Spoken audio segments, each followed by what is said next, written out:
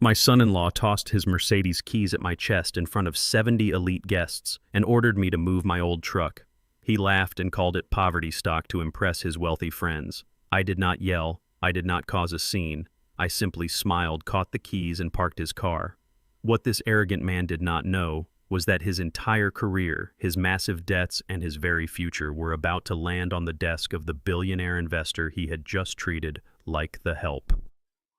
Before I continue this story of absolute karma, let me know where you are watching from in the comments below. Hit like and subscribe if you believe that arrogance always comes with a devastating price tag. My name is Terrence Hayes.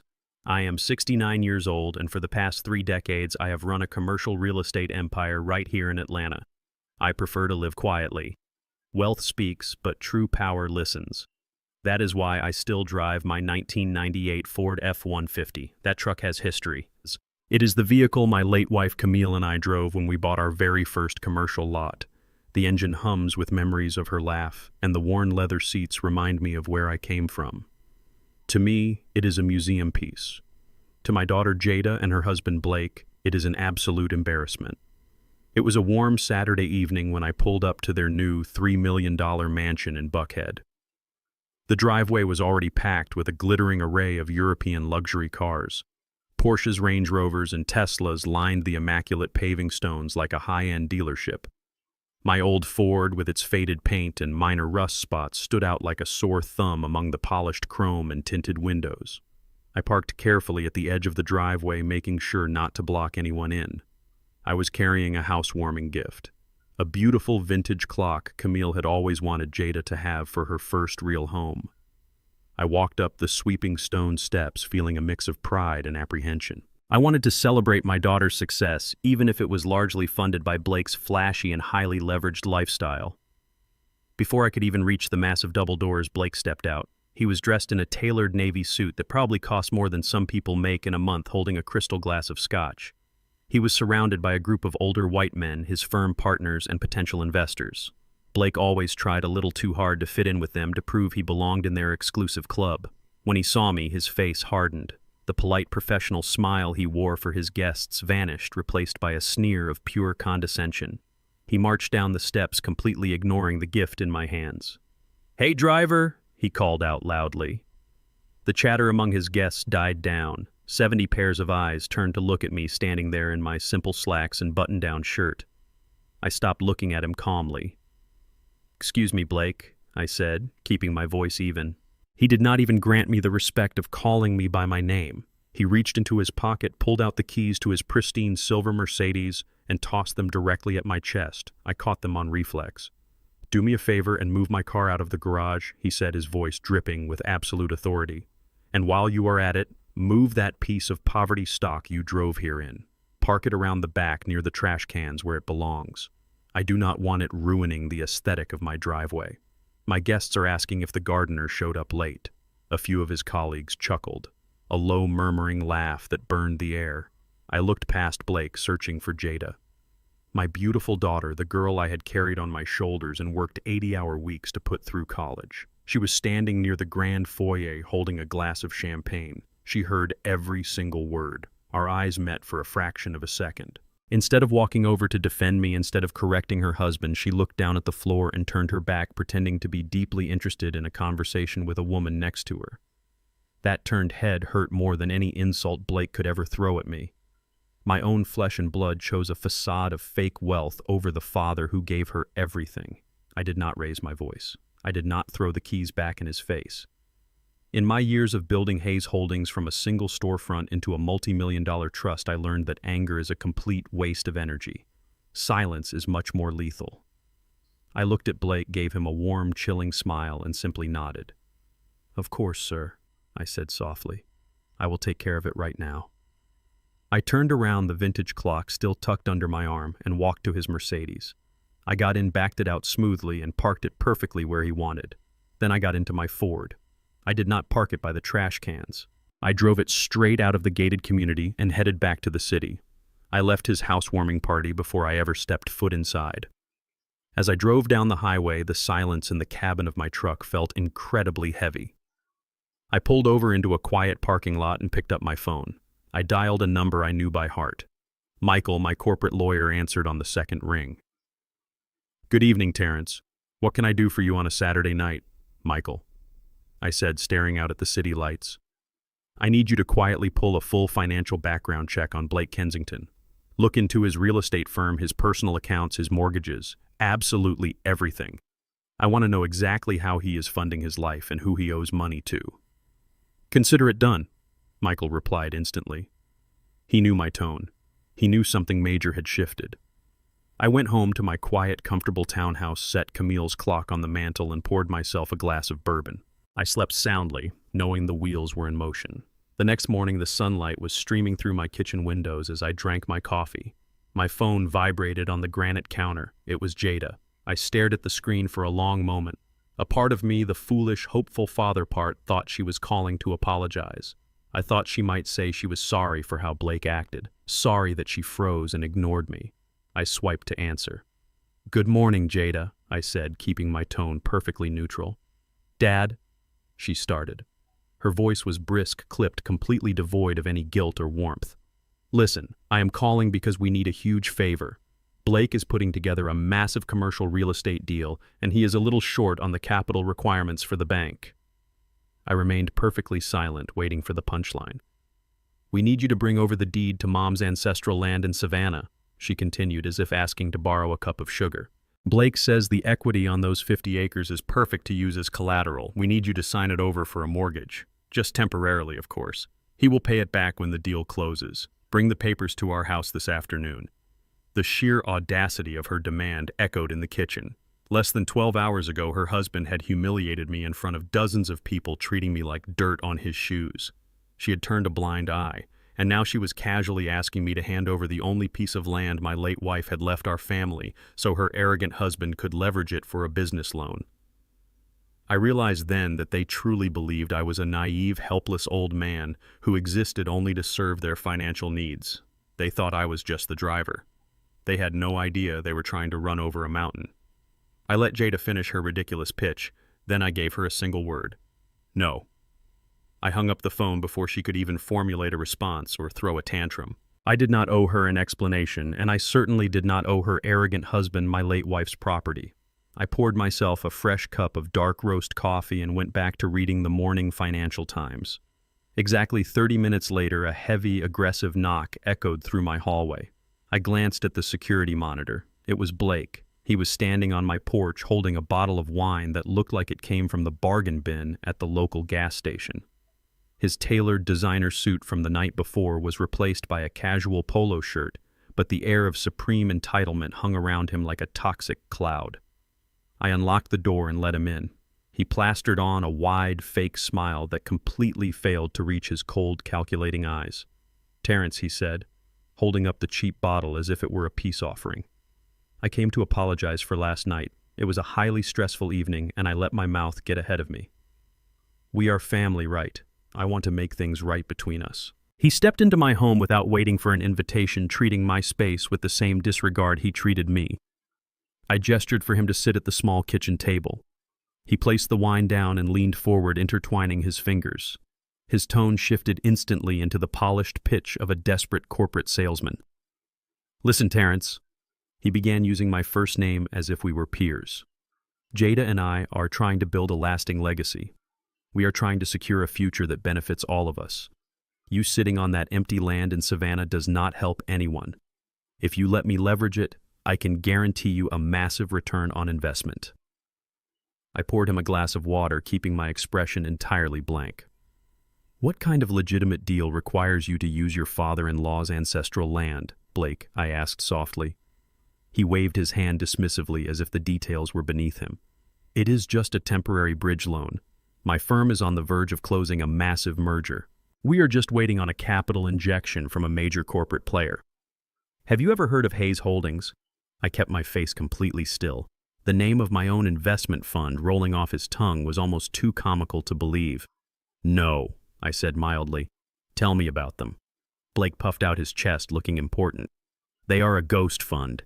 Absolute titans in the commercial real estate sector. The chairman is notoriously private, but he controls billions in assets. We have a proposal on his desk right now. Once he signs off, my firm gets a massive bailout and my personal commission will be in the seven figures. I just need your land to cover my margins until the Hayes money clears. He was so caught up in his own grand illusion that he did not even realize he had just admitted his firm was failing. He was banking his entire existence on a bailout from my company. He was begging for my land to survive until my company gave him money. "So you are betting my wife's legacy on a ghost?" I asked. Blake sighed heavily, looking at me like I was a toddler who did not understand basic arithmetic. "Terrence, this is high-level finance. You drove a truck your whole life, so I do not expect you to grasp the complex corporate mechanics. Just trust me. Sign the deed over and I will take care of the rest." He pulled a thick stack of legal documents from his leather briefcase and slid them across the table along with an expensive silver pen. I looked at the dense legal jargon filling the pages. Instead of arguing, I decided to play the exact role he had already assigned me. The clueless, senile old man. I picked up the pen with a deliberately shaky hand. "My vision is not what it used to be, Blake," I muttered, bringing the paper inches from my face and squinting hard. "Where do I sign again?" "Right there at the bottom," he said, tapping the dotted line impatiently. "Just your full legal name." I slowly dragged the pen across the paper, writing the name of my favorite childhood dog Buster instead of my own. While I made a grand show of struggling to flip to the next page, I slipped my free hand into my pocket. I blindly typed a quick message to Michael using the physical buttons on my phone. Dig deeper. Check illegal debts. Blake snatched the first page to inspect it and let out a sharp, frustrated breath when he saw the nonsense scribble. "Terrence, this is invalid." He snapped, his fake friendly demeanor cracking at the seams. "You wrote Buster. Are you losing your mind? I need your actual signature for the bank." "Oh, my mistake," I said, widening my eyes in feigned confusion. "Let me get my reading glasses from the other room. My memory slips sometimes." I stood up, shuffling my feet slightly, and walked into the hallway, leaving him alone with his rising panic. I needed to buy time for Michael to uncover the truth. As soon as I was out of sight, my phone buzzed silently in my pocket. I pulled it out and read the incoming message from Michael. It was far worse than I had originally anticipated. The text read, "He is not just leveraged with traditional banks. He owes $500,000 to an underground lending syndicate. They are actively threatening him. Your Savannah land is the exact collateral he promised them to buy more time." I stared at the glowing screen. Blake was not trying to build a family legacy. He was trying to save his own kneecaps from dangerous loan sharks by feeding them my wife's ancestral land. I put the phone away and walked back into the kitchen, dropping the frail old man act. I did not grab my glasses. Instead, I reached for the heavy glass pitcher of water resting on the table. As I lifted it, my hand slipped purposefully. The pitcher tipped over, sending a flood of ice-cold water directly onto his pristine legal documents. The ink immediately began to bleed and wash away, ruining the contracts completely. Blake shot up from his chair, cursing loudly as the water soaked the sleeves of his expensive shirt. "What is wrong with you?" he yelled, slamming his fist onto the wooden table. "Look what you did, you clumsy old fool!" I looked up at him. The polite mask was completely gone. His face was twisted in absolute rage and his eyes burned with a vicious, desperate cruelty. He was no longer the polished corporate executive. He was a cornered, terrified animal. "If you ruin this for me," he hissed, leaning in close enough for me to smell the stale wine on his breath, "I will make sure Jada puts you in a nursing home so fast your head will spin. Now print new copies and sign the damn papers." I did not print new copies. I simply opened my front door and waited silently for him to leave. Blake stormed out, muttering violent curses under his breath. He promised he would be back, and he kept his word. 2 days later, my doorbell rang again. I checked the security monitor in my hallway. Blake stood on my porch, but this time he was not alone. Beside him stood a tall man in a crisp white medical coat holding a sleek leather briefcase. I knew exactly what this was. Blake had realized he could not intimidate me into signing away my wife's land, so he was going to strip me of my legal right to refuse. I unlocked the door. Blake pushed his way inside, stepping heavily onto my rug and gesturing for his companion to follow. "Terrence." "This is Dr. Evans, Blake," said his voice dripping with fake saccharine concern. "Jada and I have been very worried about your recent behavior. The memory lapses, the confusion, the unprovoked aggression with the water pitcher. We decided it was best to bring a professional to evaluate you in the comfort of your own home." The man calling himself Dr. Evans offered a tight, clinical smile. He did not look around the room. He did not carry the tired, empathetic aura of a real physician. He looked exactly like a hired actor playing a role. Good morning, Mr. Hayes, the man said smoothly. We are just going to do a simple routine assessment. Please have a seat at the table. I did exactly as they asked. I shuffled over to the dining table and sat down heavily, playing the part of a fragile senior citizen. What Blake did not know was that 30 minutes before they arrived, Michael had warned me about Blake searching for shady medical professionals on the payroll of local loan sharks. Knowing Blake's predictable desperation, I had already taped a high-definition digital voice recorder directly underneath the oak surface of my dining table. It was currently capturing every single syllable spoken in the room. Dr. Evans sat across from me while Blake stood in the corner watching like a hawk. The doctor pulled out a generic-looking notepad and clicked his pen. "Mr. Hayes, can you tell me what day it is?" he asked slowly as if speaking to a toddler. I let my jaw drop slightly, staring blankly at the wall behind him. "I think it is Tuesday," I whispered. It was actually Friday. The doctor scribbled something down. Blake smirked from the shadows, clearly enjoying the show. "And can you tell me the name of your daughter?" The doctor continued, his tone entirely devoid of genuine medical inquiry. I furrowed my brow, letting my hands tremble visibly on the tabletop. "My daughter," I repeated, my voice cracking perfectly. "My sweet girl. Her name is..." I paused, staring helplessly at my hands. "Her name is Sarah. No, wait. It is Camille. Just like my wife." Blake stepped forward, letting out a loud, exaggerated sigh. "See, doctor," he said, shaking his head. "He does not even know Jada's name anymore. This has been happening for weeks. He ruined important legal documents the other day because he forgot how to spell his own name. He is a complete danger to himself." The doctor nodded solemnly, not even bothering to ask follow-up questions or conduct a proper neurological exam. "This is a textbook presentation of rapid-onset dementia," he stated definitively, right there at my dining table. "His cognitive decline is severe. I would say he is suffering from advanced Alzheimer's disease. He completely lacks the capacity to make rational decisions regarding his health care or his finances." I kept my head bowed, letting my shoulders slump in mock defeat. Inside, my blood was boiling, but my mind remained icy sharp. My own son-in-law had hired a fraud to declare me legally incompetent just to steal my property. It was a vile, despicable tactic used to rob the elderly of their autonomy and dignity. But I was not a defenseless old man. Every lie, every fake medical term, every piece of manufactured evidence was being recorded crystal clear. Dr. Evans reached into his leather briefcase and pulled out a stack of official-looking medical forms. He did not hesitate for a single second. He filled out the diagnosis section with rapid practice strokes of his pen, checking boxes that declared me legally incapacitated. "I strongly advise that the family assumes immediate power of attorney," he said, signing the bottom of the page with a flourish. "He requires round-the-clock supervision and a designated financial guardian to prevent him from squandering his remaining assets." Blake practically leaped across the room. He snatched the paper from the table before the ink was even dry. His eyes were wide with pure, unadulterated greed. "Thank you, Dr. Blake," said his voice vibrating with triumph.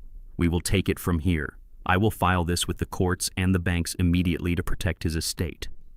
Blake carefully folded the fraudulent certificate and slid it into his expensive briefcase, patting it as if it were a winning lottery ticket. He looked down at me, his expression morphing from fake sympathy into raw, unfiltered arrogance. "Do not worry, Terrence," he sneered quietly so the doctor would not hear. "I will take excellent care of your land. Maybe I will even find a nice, affordable care facility for you, one with a small window if the budget allows." They walked out of my house, leaving me sitting alone at the table. The moment the front door clicked shut, I stopped trembling. I sat up straight, reached under the table, peeled off the voice recorder, and hit save. The trap was set. Blake did not waste a single second. Driven by the mounting pressure of his illegal debts and the dangerous people he owed money to, he drove straight to my local bank branch less than an hour before they closed for the weekend. He walked into the lobby with his shoulders thrown back, radiating the false authority of a man who believed he had just conquered his greatest obstacle. He bypassed the line and marched directly to the desk of the branch manager. He slapped the forged medical certificate onto the wood, demanding immediate and total control over my accounts. "I want a complete freeze on all of Terrence Hayes' assets," he commanded, loudly drawing the attention of the tellers. "I am initiating emergency guardianship due to his severe mental decline. Give me the current balances and the transfer authorization forms right now." The manager, a woman I had known and trusted for 15 years, reviewed the document with a perfectly neutral expression. She typed my name into her system, clicked her mouse a few times, and looked back up at Blake. "I can certainly freeze this specific checking account, sir," she said calmly. "However, I must inform you that the available balance is only $2,000. Blake froze in his tracks. His arrogant smile vanished instantly, replaced by sheer confusion. "2,000, he demanded, slamming his hand on the desk. "That is impossible. He has an entire retirement fund. He has liquid capital. Where is the rest of his money?" The manager adjusted her glasses and looked directly into his panicking eyes. "All other liquid assets and property deeds linked to Mr. Hayes were permanently transferred out of this institution," she stated flatly. "They were moved into a private blind trust at exactly 3 o'clock this afternoon. The account you are trying to freeze is virtually empty." Blake stared at her, his face draining of all color as the crushing reality of his failure hit him like a freight train. Blake drove back to his $3 million mansion in a blind panic. The moment the heavy oak doors closed behind him, his carefully constructed facade shattered completely. He stormed into his home office and swept his arm across his mahogany desk, sending crystal tumblers, expensive fountain pens, and framed photographs crashing to the hardwood floor. The sound of shattering glass echoed through the empty hallway, but he did not care.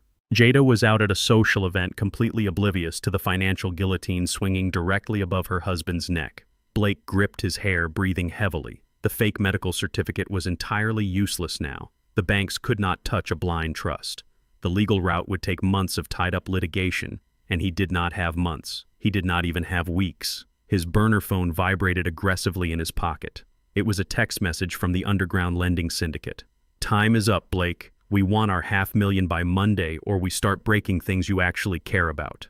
The threat was not a metaphor. These were men who made people disappear. Desperation gnawed at his sanity. He needed the Savannah property to appease them, but as long as I was breathing and legally protected by a trust, he could not touch a single acre. The realization settled over him like a dark, heavy cloud. He could no longer rely on forged documents or slick corporate maneuvers. He needed me out of the picture permanently. The clock struck 2 in the morning when a dark, sleek sedan rolled silently to a stop a block away from my townhouse. The streetlights cast long shadows across the pavement as Blake stepped out dressed entirely in black. He wore a dark hoodie pulled low over his face and tight leather gloves. He moved with the frantic, paranoid energy of a man who was crossing a line he could never uncross. He crept up my driveway, sticking to the shadows until he reached my 1998 Ford F-150. He had always mocked this truck, calling it a rusted eyesore, but tonight he viewed it as his ultimate salvation. He believed that an old truck driven by an old man would naturally succumb to mechanical failure. A tragic accident that no one would ever question. What Blake did not know was that while the exterior of my truck looked like it belonged in a scrapyard, the internal security system was state-of-the-art. Just last month, I had a specialized mechanic install a military-grade 4K resolution stealth dashcam system. The lenses were hidden within the grille, and the rear-view mirror equipped with motion sensors and infrared night vision. As soon as Blake stepped within 3 feet of the bumper, the cameras silently woke up, recording his every move in perfect high definition. I was fast asleep inside my home, completely unaware that my son-in-law was currently sliding underneath the undercarriage of my vehicle. The camera captured his face clearly as he pulled a heavy pair of steel wire cutters from his jacket pocket. Sweat glistened on his forehead, illuminating his sheer desperation. He reached up toward the brake lines. He did not cut them completely through. He was far too calculating for that. He snipped just enough of the thick rubber casing to ensure a slow, steady leak. He wanted the brakes to fail gradually right when I was traveling at high speeds on the highway. He wanted it to look exactly like a tragic maintenance failure. The camera recorded the distinct snap of the wire cutters, the heavy breathing escaping his lips, and the malicious smirk that crossed his face as he slid back out from under the truck. He stood up, dusted off his dark jeans, and vanished into the night, leaving behind a rigged death trap. He thought he had just solved all of his problems. He thought he was walking away, a rich man.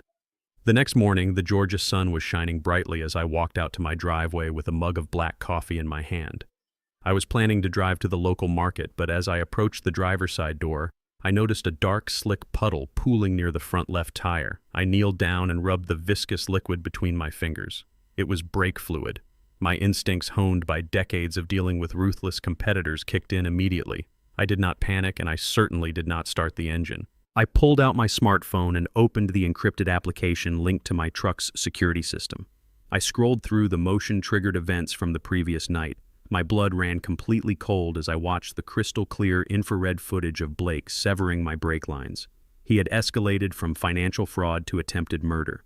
I did not call the police right away. A simple police report would tip him off and ruin the larger trap I was setting.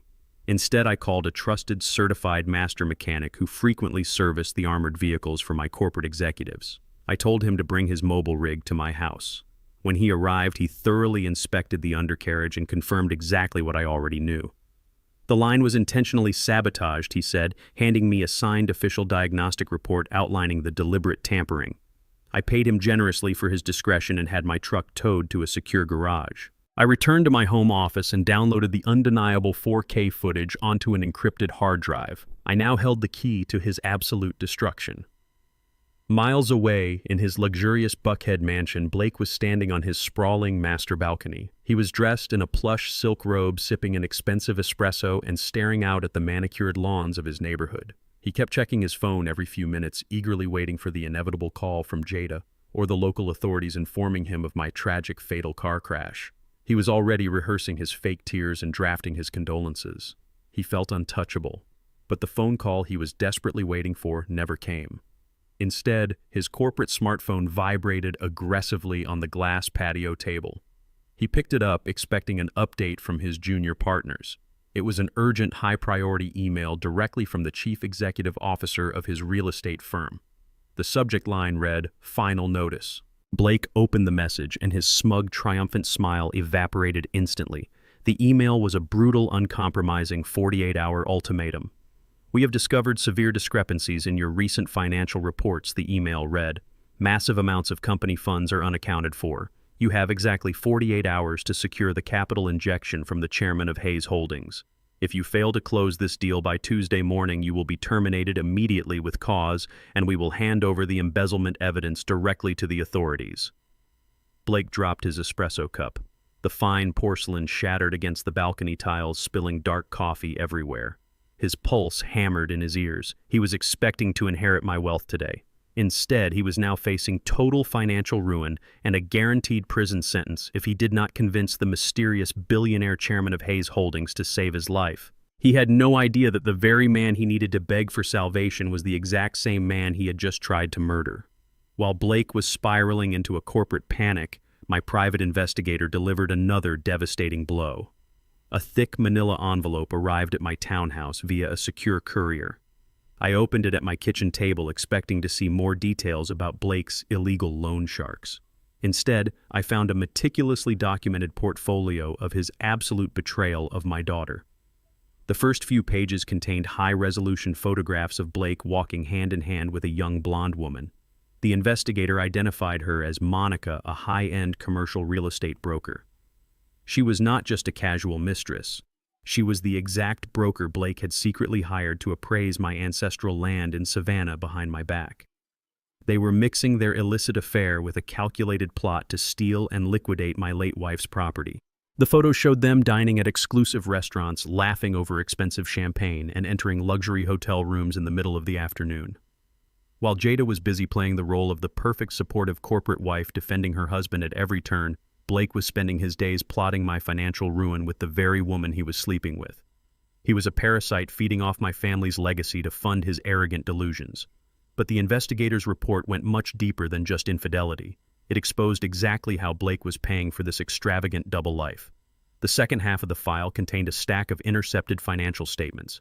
Blake had maxed out his own credit cards months ago, so he had moved on to draining Jada's accounts. I stared at a recent credit card statement bearing my daughter's name. There was a glaring transaction for $12,000 at a Cartier boutique downtown. The investigator attached a crystal-clear security photograph from the boutique. It showed Blake standing at the glass display counter purchasing a diamond pendant necklace. The next photograph in the file showed Monica wearing that exact same diamond pendant at a rooftop bar while kissing my son-in-law. He was using my daughter's personal credit line to buy diamonds for the woman helping him steal my land. The sheer audacity of his actions made my blood run entirely cold. He was not just a bad businessman, he was a complete sociopath. I gathered the credit card statements, the photographs of the Cartier purchase, and the extensive evidence of his severe financial mismanagement. I did not call Jada. Showing her these photos now would only make her confront him, giving him a chance to spin a web of manipulative lies and somehow make himself the victim.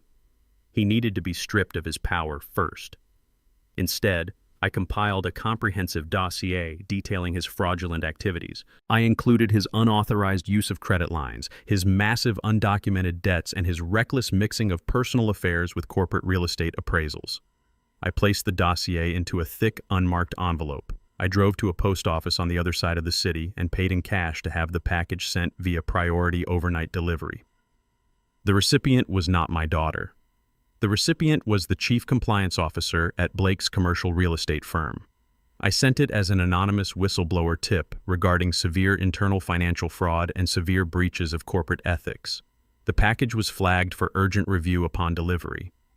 I knew the corporate policies of his firm very well because they were one of the smaller agencies that frequently bid for my company's scraps. Their compliance department was notoriously ruthless when it came to unauthorized debt and fraud. They could not afford a scandal. By sending that dossier, I was ensuring that Blake's pristine professional reputation would be entirely obliterated. He had built his entire identity around being a wealthy, successful executive. Without that fake armor, he was nothing but a desperate liar. Blake thought his only problem was the impending deadline to secure the Hayes Holdings capital. He had no idea I had just lit a match and tossed it directly into the powder keg of his career. I went back home and waited for the inevitable explosion. The fallout was faster and more brutal than even I had anticipated. The next morning, Blake was sitting in a high-stakes strategy meeting with the senior partners of his firm. He was desperately trying to buy time, sweating through his expensive suit, as he promised them the Hayes Holdings deal was practically guaranteed. Right in the middle of his frantic presentation, the heavy glass doors of the boardroom swung open. The chief compliance officer walked in, accompanied by two large uniformed corporate security guards. The entire room fell dead silent. The compliance officer did not mince words. He looked directly at Blake and informed him that a severe internal investigation had just been launched regarding massive financial irregularities and blatant ethical violations. Blake tried to laugh it off, attempting to use his usual arrogant charm to dismiss the interruption. He told the partners it was clearly a misunderstanding or a smear campaign by a jealous rival. The compliance officer did not smile. He ordered Blake to surrender his company phone, his laptop, and his keycard immediately. Right in front of the colleagues he had spent years trying to impress, Blake was physically escorted out of the boardroom by security. They marched him through the open plan office past all the junior brokers and assistants who watched in stunned silence. He was officially suspended pending a full legal review of his finances.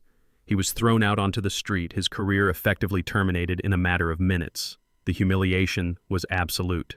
The man who had arrogantly tossed his car keys at my chest, ordering me to move my truck, was now standing on the sidewalk clutching a cardboard box of his personal belongings. He had lost his primary source of income and his corporate shield. Stripped of his job and completely out of time, Blake descended into absolute panic. He drove his pristine Mercedes back to his Buckhead mansion, driving recklessly like a man fleeing a burning building. The 48-hour ultimatum from his CEO was now entirely irrelevant. His most immediate threat was the underground lending syndicate. They did not care about his corporate suspension. They only cared about their $500,000, and they were demanding a massive payment by the end of the day. Blake rushed into his home office and locked the door behind him. His own accounts were frozen or empty. His credit cards were maxed out. In his frantic, desperate state, he crossed the final unforgivable line. He booted up Jada's personal desktop computer. He knew her passwords, having watched her log in countless times. He accessed her secure private banking portal, bypassing the security protocols. He navigated directly to the education trust fund they had set up for my grandson. It was a secure account holding $100,000 meant exclusively for the boy's future college tuition. Blake did not hesitate. Sweating profusely and breathing in ragged gasps, he initiated a direct wire transfer. He drained every single penny of his own son's college fund.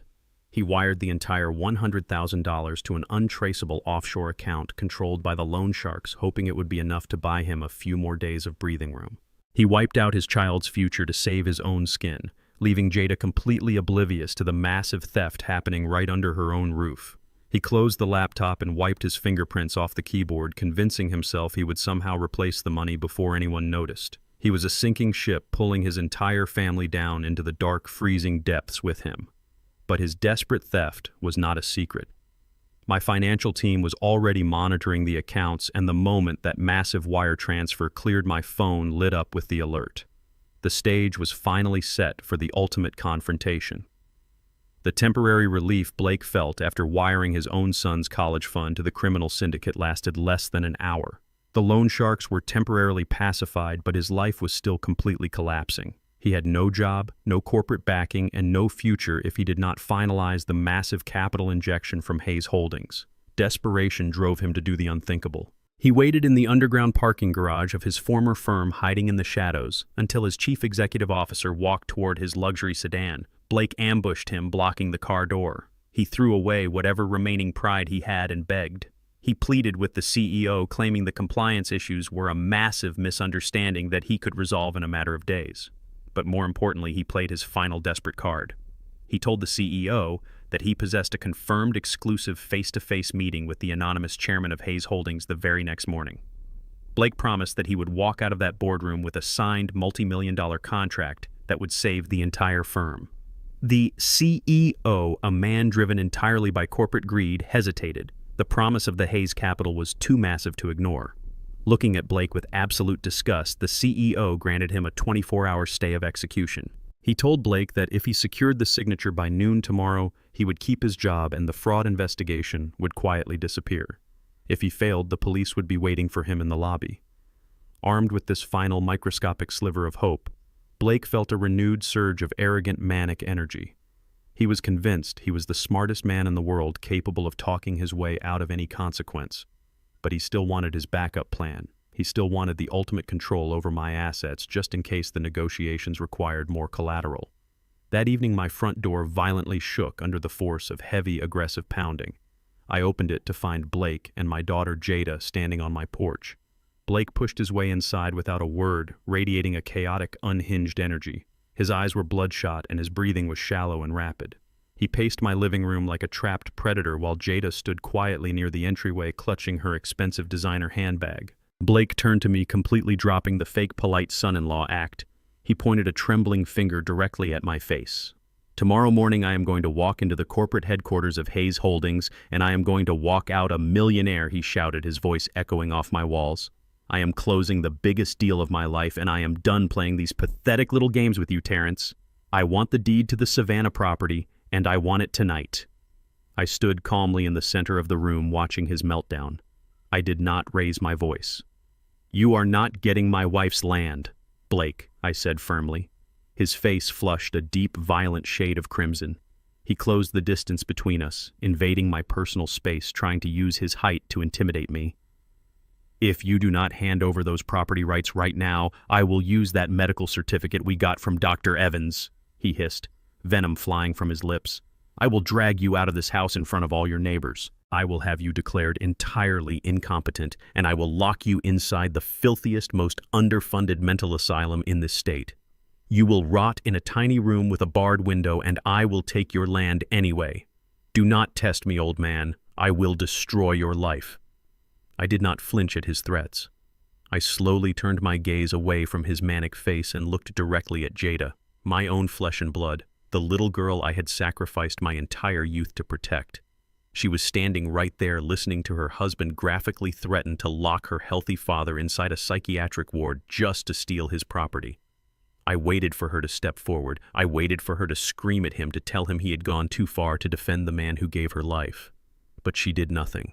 Jada looked down at the hardwood floor, shifting her weight uncomfortably, and completely avoided my eyes. She crossed her arms and remained entirely silent. Her silence was a physical blow.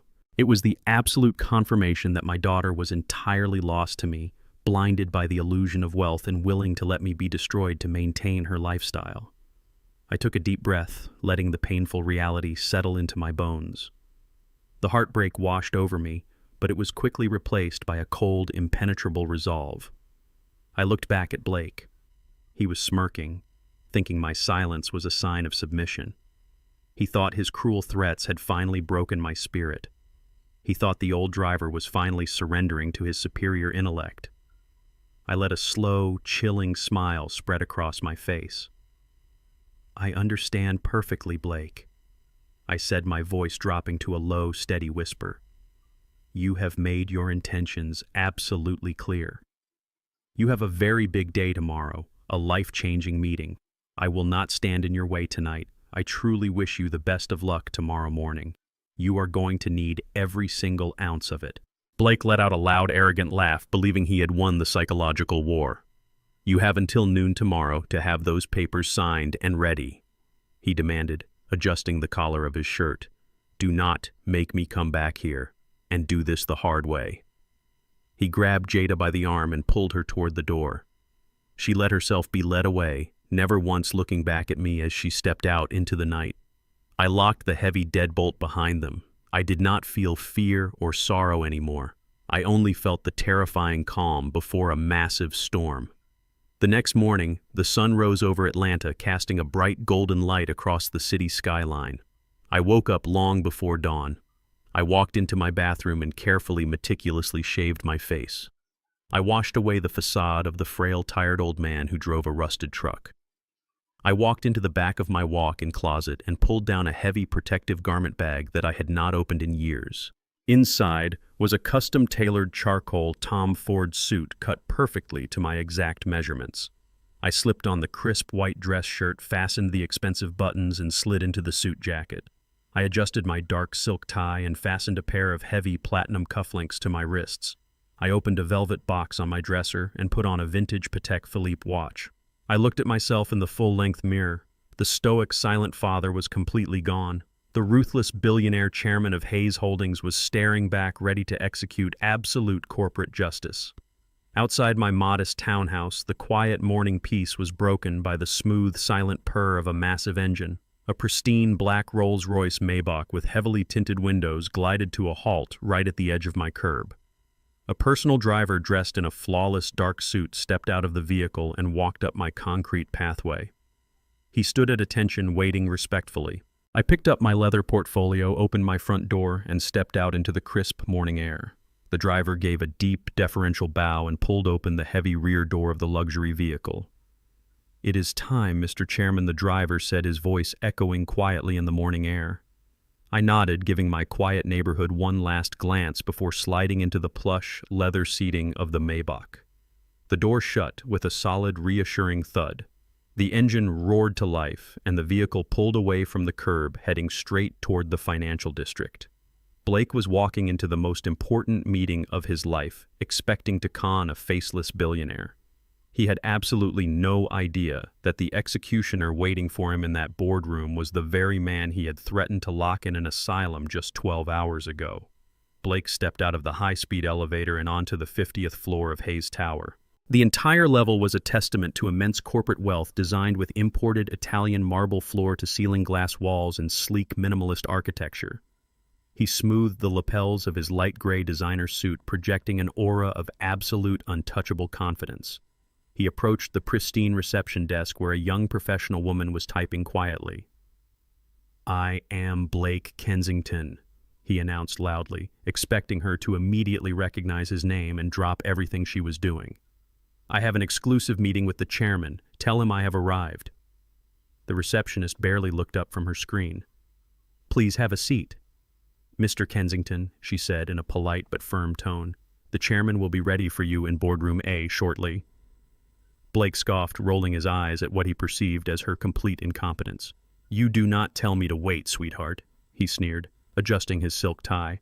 "Just open the doors. I am about to save your entire company a massive headache." The receptionist remained entirely unbothered. "Boardroom A is down the hall to your right," she replied, gesturing vaguely. Blake marched down the corridor, feeling like a conquering emperor returning from battle.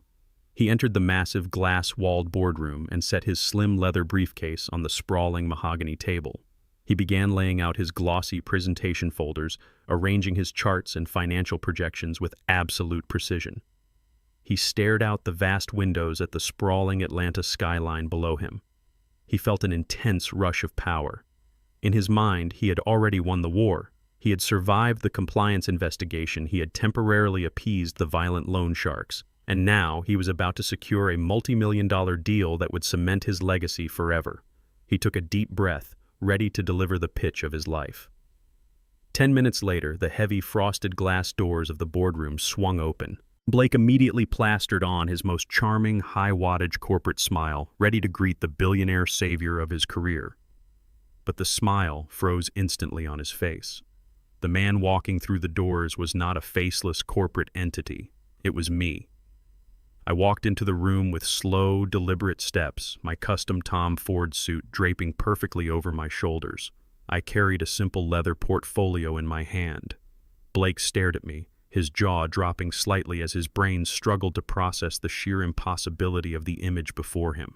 For a fraction of a second, deep confusion clouded his eyes, but his deeply ingrained arrogance quickly overrode his common sense. He completely ignored the expensive cut of my suit and the heavy platinum watch on my wrist. To him, I was still just the pathetic old man he had threatened in a living room 12 hours ago. "What the hell are you doing here?" he shouted, his voice cracking with sudden furious panic.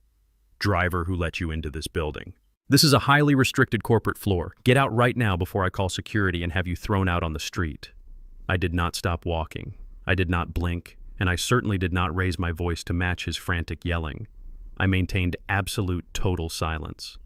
My footsteps echoed softly against the hardwood floor as I bypassed his side of the long table. "Are you deaf, old man?" Blake demanded, his face turning a blotchy shade of red. He took a step toward me, pointing aggressively toward the exit. "I told you I have the most important meeting of my life right now. You are going to ruin everything. Get out of this room immediately before I have you arrested for trespassing." I ignored him completely. I walked straight to the head of the massive mahogany table, the seat reserved exclusively for the absolute highest authority in the room. I reached out, pulled the heavy leather chairman chair back, and sat down. I placed my hands flat on the polished wood and looked directly up at him. The sheer authority in my posture finally made him pause. The furious words died in his throat as he stared at me sitting at the head of the table. A cold, creeping realization began to claw at the edges of his mind, but he was still too deeply entrenched in his own delusions to accept the reality unfolding right in front of him. Before Blake could muster another insult, the boardroom doors opened a second time. My lead corporate attorney, Michael Thorne, stepped into the room. Michael was a man renowned throughout the entire Atlanta financial district for his absolute ruthlessness in high-stakes corporate litigation. He wore a sharp, dark suit and carried a thick, heavy file under his arm. He did not even glance at Blake initially. He walked directly to my side and slammed the heavy file down onto the mahogany table with a loud, resounding crack that made Blake physically flinch. Michael stood tall, buttoned his suit jacket, and finally turned his cold, piercing gaze toward my son-in-law. "Good morning," he said, his voice echoing with absolute, unquestionable authority. "Let us dispense with the useless pleasantries so we can get straight to the actual business today." He gestured formally toward where I was sitting at the head of the table. "I would like to officially introduce you to Mr. Terrence Hayes. He is the founder, the majority shareholder, and the absolute sole chairman of Hayes Holdings. He will be directly evaluating your desperate request for a capital injection today." Michael paused intentionally, letting the monumental weight of those words hang in the silent air of the boardroom. The silence was so thick, it felt completely suffocating. "Now, if you are quite ready, Mr. Kensington." Michael continued, gesturing to the scattered charts and glossy folders on the table with a look of pure disdain. "You may begin your presentation. We have a very tight schedule today, so I suggest you start explaining your financial metrics immediately. We expect a flawless pitch. The chairman is waiting to hear your best offer." All the blood instantly drained from Blake's face, leaving him an ashen, ghostly white. The arrogant swagger, the polished corporate bravado, the desperate confidence, it all vanished in a single devastating heartbeat. His knees visibly buckled beneath him. He stumbled backward, and his hands scrambled blindly for the edge of the mahogany table to stop himself from collapsing completely onto the floor. His breath came in short, ragged gasps. He stared at me with wide, terrified eyes, finally connecting the name of my massive investment company with the last name of the woman he had married. The rusty old truck, the quiet demeanor, the modest townhouse, it had all been a test. A test he had failed in the most spectacular and criminal way possible. I reached into the heavy file Michael had provided. I pulled out a single crisp sheet of paper. It was the fraudulent medical document Dr. Evans had signed in my dining room declaring me completely mentally incompetent. I slid it forcefully across the smooth wooden table until it stopped right inches from his trembling hands. "You brought this garbage to my house to steal my wife's land," I said, my voice dropping to a terrifyingly calm whisper. "You tried to declare me insane to take my property and lock me away." I leaned forward, resting my forearms on the table, locking my eyes onto his horrified, sweating face. "But here is the massive problem with your brilliant legal strategy, Blake," I continued, enjoying the absolute terror radiating from his body. "A man suffering from severe cognitive decline cannot possibly authorize and sign a $50 million capital injection contract, right, son-in-law? Your entire future relies on a signature you just tried to legally invalidate." Blake stood completely frozen, his mind entirely incapable of processing the monumental collapse of his reality. He looked from the forged medical document resting on the polished table up to my cold, unyielding face, and then back down again. The pristine air-conditioned boardroom suddenly felt like a blazing furnace. Heavy beads of sweat broke out across his forehead, rolling down his temples and soaking into the crisp collar of his expensive designer shirt. The fabric of his light gray suit grew noticeably dark with perspiration beneath his arms. He opened his mouth, but no sound came out at first. His vocal cords seemed paralyzed by the sheer magnitude of his terror. When he finally managed to speak, his voice was a pathetic, trembling squeak, completely devoid of the arrogant, booming tone he used just minutes prior to insult my receptionist. "Terrence," he stammered, taking a shaky, hesitant step backward. "Sir, please. This is a massive misunderstanding. You have to believe me. Eve. That document, it was just a precautionary measure. Jada and I, we were just worried about your health. We never intended to use it against you. I swear on my life." He raised his shaking hands, palms outward in a desperate gesture of surrender. The confident corporate shark was gone, completely replaced by a cornered coward desperately trying to lie his way out of a trap that had already snapped shut around his neck. His chest heaved as he struggled to pull air into his lungs, the panic wrapping around his throat like a vice. I did not even grant his pathetic lies the dignity of a verbal response. Instead, I reached across the table and picked up the glossy, impeccably bound business proposal he had spent weeks preparing. The proposal that was supposed to save his failing firm and make him a millionaire. I held it up, looking him dead in the eye, and then I slowly, deliberately ripped it straight down the middle. The sound of the thick paper tearing echoed sharply in the silent boardroom. I tossed the shredded halves onto the floor like meaningless trash. Blake let out a strangled gasp, his eyes wide with absolute horror as he watched his entire future flutter to the ground. But I was not finished. I nodded to Michael. Michael opened his sleek laptop, typed a few rapid keystrokes, and connected the boardroom's massive wall monitor to a highly secure live video feed. The large screen flared to life, revealing the stern, impatient face of Blake's chief executive officer. The CEO looked confused at first, but when he saw Michael Thorne standing next to me, the chairman of Hayes Holdings, the color instantly drained from his face. "Good morning," Michael said, his voice cutting through the tension like a scalpel. "I am representing Chairman Hayes. We are calling to formally decline your firm's request for a capital injection." The CEO swallowed hard, glancing at Blake, who was visibly trembling in the background. "May I ask why?" the CEO asked, nervously terrified of losing the monumental deal. "Because," Michael stated flatly, "your director of mergers and acquisitions sitting right here in our office is a massive legal liability. He is currently carrying $500,000 in illegal debt to a violent lending syndicate. Furthermore, he has been actively forging medical documents to steal property from his own family just to cover those debts. We have the absolute proof right here on the table." The CEO stared at the screen, his expression shifting rapidly from professional shock to absolute unadulterated fury. Blake tried to step into the camera frame, waving his hands frantically to salvage the situation. "Sir, it is a lie," he pleaded, his voice cracking. "I can explain everything. Please do not listen to them. I have the numbers ready." The CEO silenced him with a vicious, booming shout that echoed through the monitor. "Shut your mouth, Blake. You are a complete disgrace to this agency. You lied to the senior partners you embezzled from our clients, and you brought your filthy criminal mess to the doorstep of the biggest investor in the city. You are officially terminated, effective immediately. We are stripping your broker licenses right now and handing everything over to the federal authorities. You will never work in real estate anywhere in this country again." The video call abruptly cut off, leaving a black, silent screen. Blake's career, reputation, and future were entirely annihilated in less than 3 minutes. The reality of his complete and utter destruction finally broke him. Blake's legs gave out entirely. He collapsed onto the polished glass floor of the boardroom, landing hard on his knees.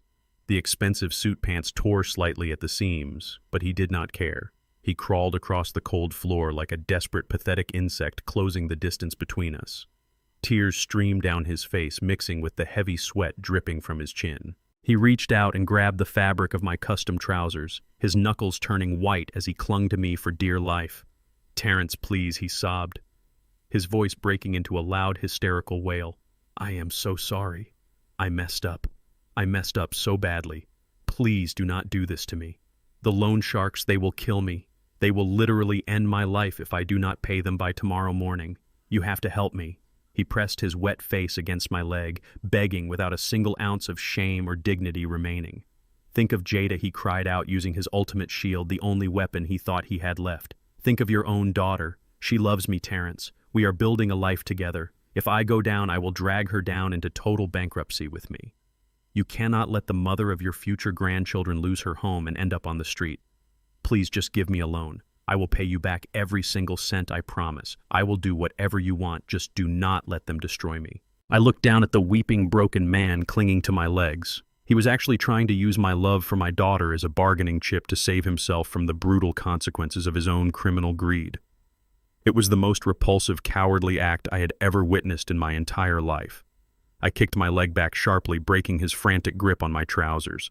Blake sprawled backward onto the glass floor, clutching his empty hands to his chest and staring up at me with wet, terrified eyes. I did not feel a single ounce of pity for him.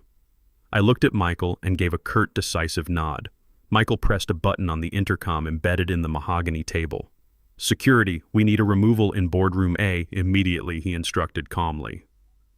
Less than 10 seconds later, the heavy doors swung open and 2 massive uniformed security guards marched into the room. They grabbed Blake by his armpits, hoisting him violently off the floor.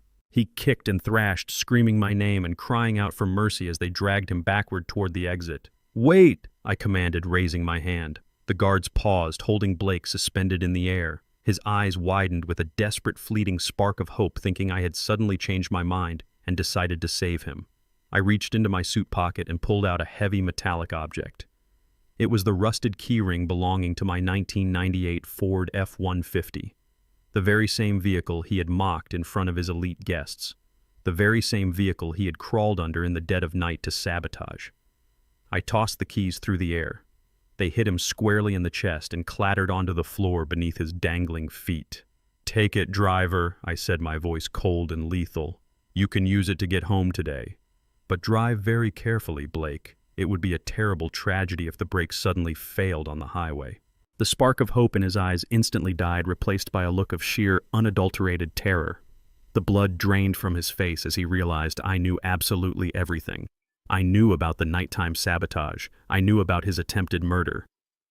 As the security guards dragged him out into the hallway, his terror morphed into something much darker. The last thing I saw before the heavy boardroom doors clicked shut was his face twisting into an expression of frantic, psychotic hatred. Blake drove my old truck back to Buckhead. His hands gripped the steering wheel so tightly his knuckles turned white.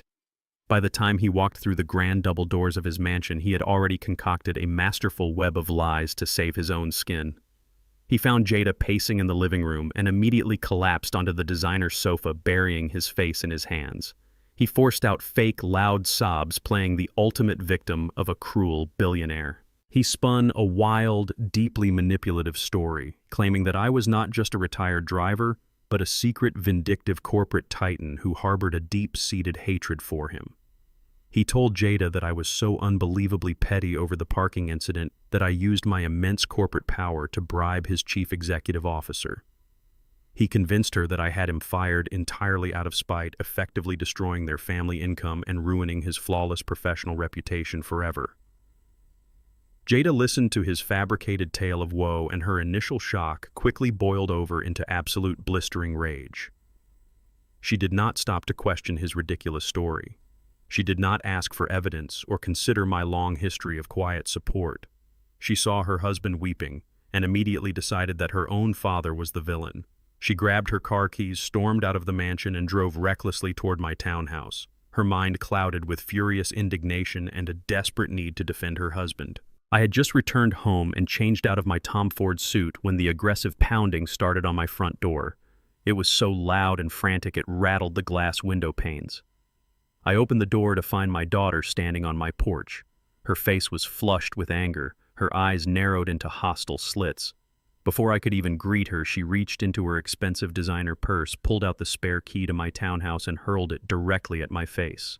It struck my collarbone and clattered onto the hardwood floor. "How could you do this?" she screamed, her voice echoing down the quiet suburban street. "You completely ruined my husband. You destroyed our entire family over a stupid parking comment." I stood perfectly still, letting her unleash her misguided fury. I did not interrupt her tirade. I did not try to defend myself. I knew that arguing with someone blinded by emotional manipulation was a complete waste of breath. Blake told me everything. She continued, stepping closer and pointing an accusatory finger right at my chest. "He told me you used your hidden money to bribe his boss and get him fired. He is a good man trying to provide for us, and you tore his career apart just to satisfy your own massive ego. You are supposed to be my father. You are supposed to protect us and support our future. Instead, you act like a petty, vengeful tyrant trying to control my life. I am done with you. Do you hear me? I am entirely done. I am disowning you. You are no longer a part of my life or my son's life. Do not ever contact us again." Her words were sharp, designed to cut as deeply as possible. She expected me to break down. She expected me to beg for her forgiveness or try to desperately explain my side of the story. She wanted a dramatic screaming match to validate her anger. Instead, she was met with absolute suffocating silence. I looked at her with a calm, steady, unyielding gaze.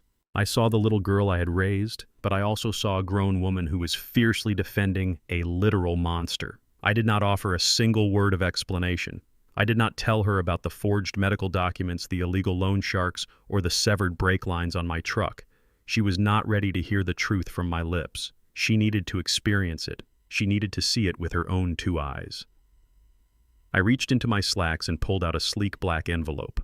It was the package Michael had prepared for me earlier that morning, containing the final piece of the puzzle. I held it out toward her, keeping my arm perfectly steady. Jada stared at it suspiciously, refusing to take it at first. "Take it," I commanded, my voice carrying a heavy, undeniable authority that made her instantly flinch. She slowly reached out and snatched the envelope from my hand, gripping it tightly. She ripped it open with shaking fingers.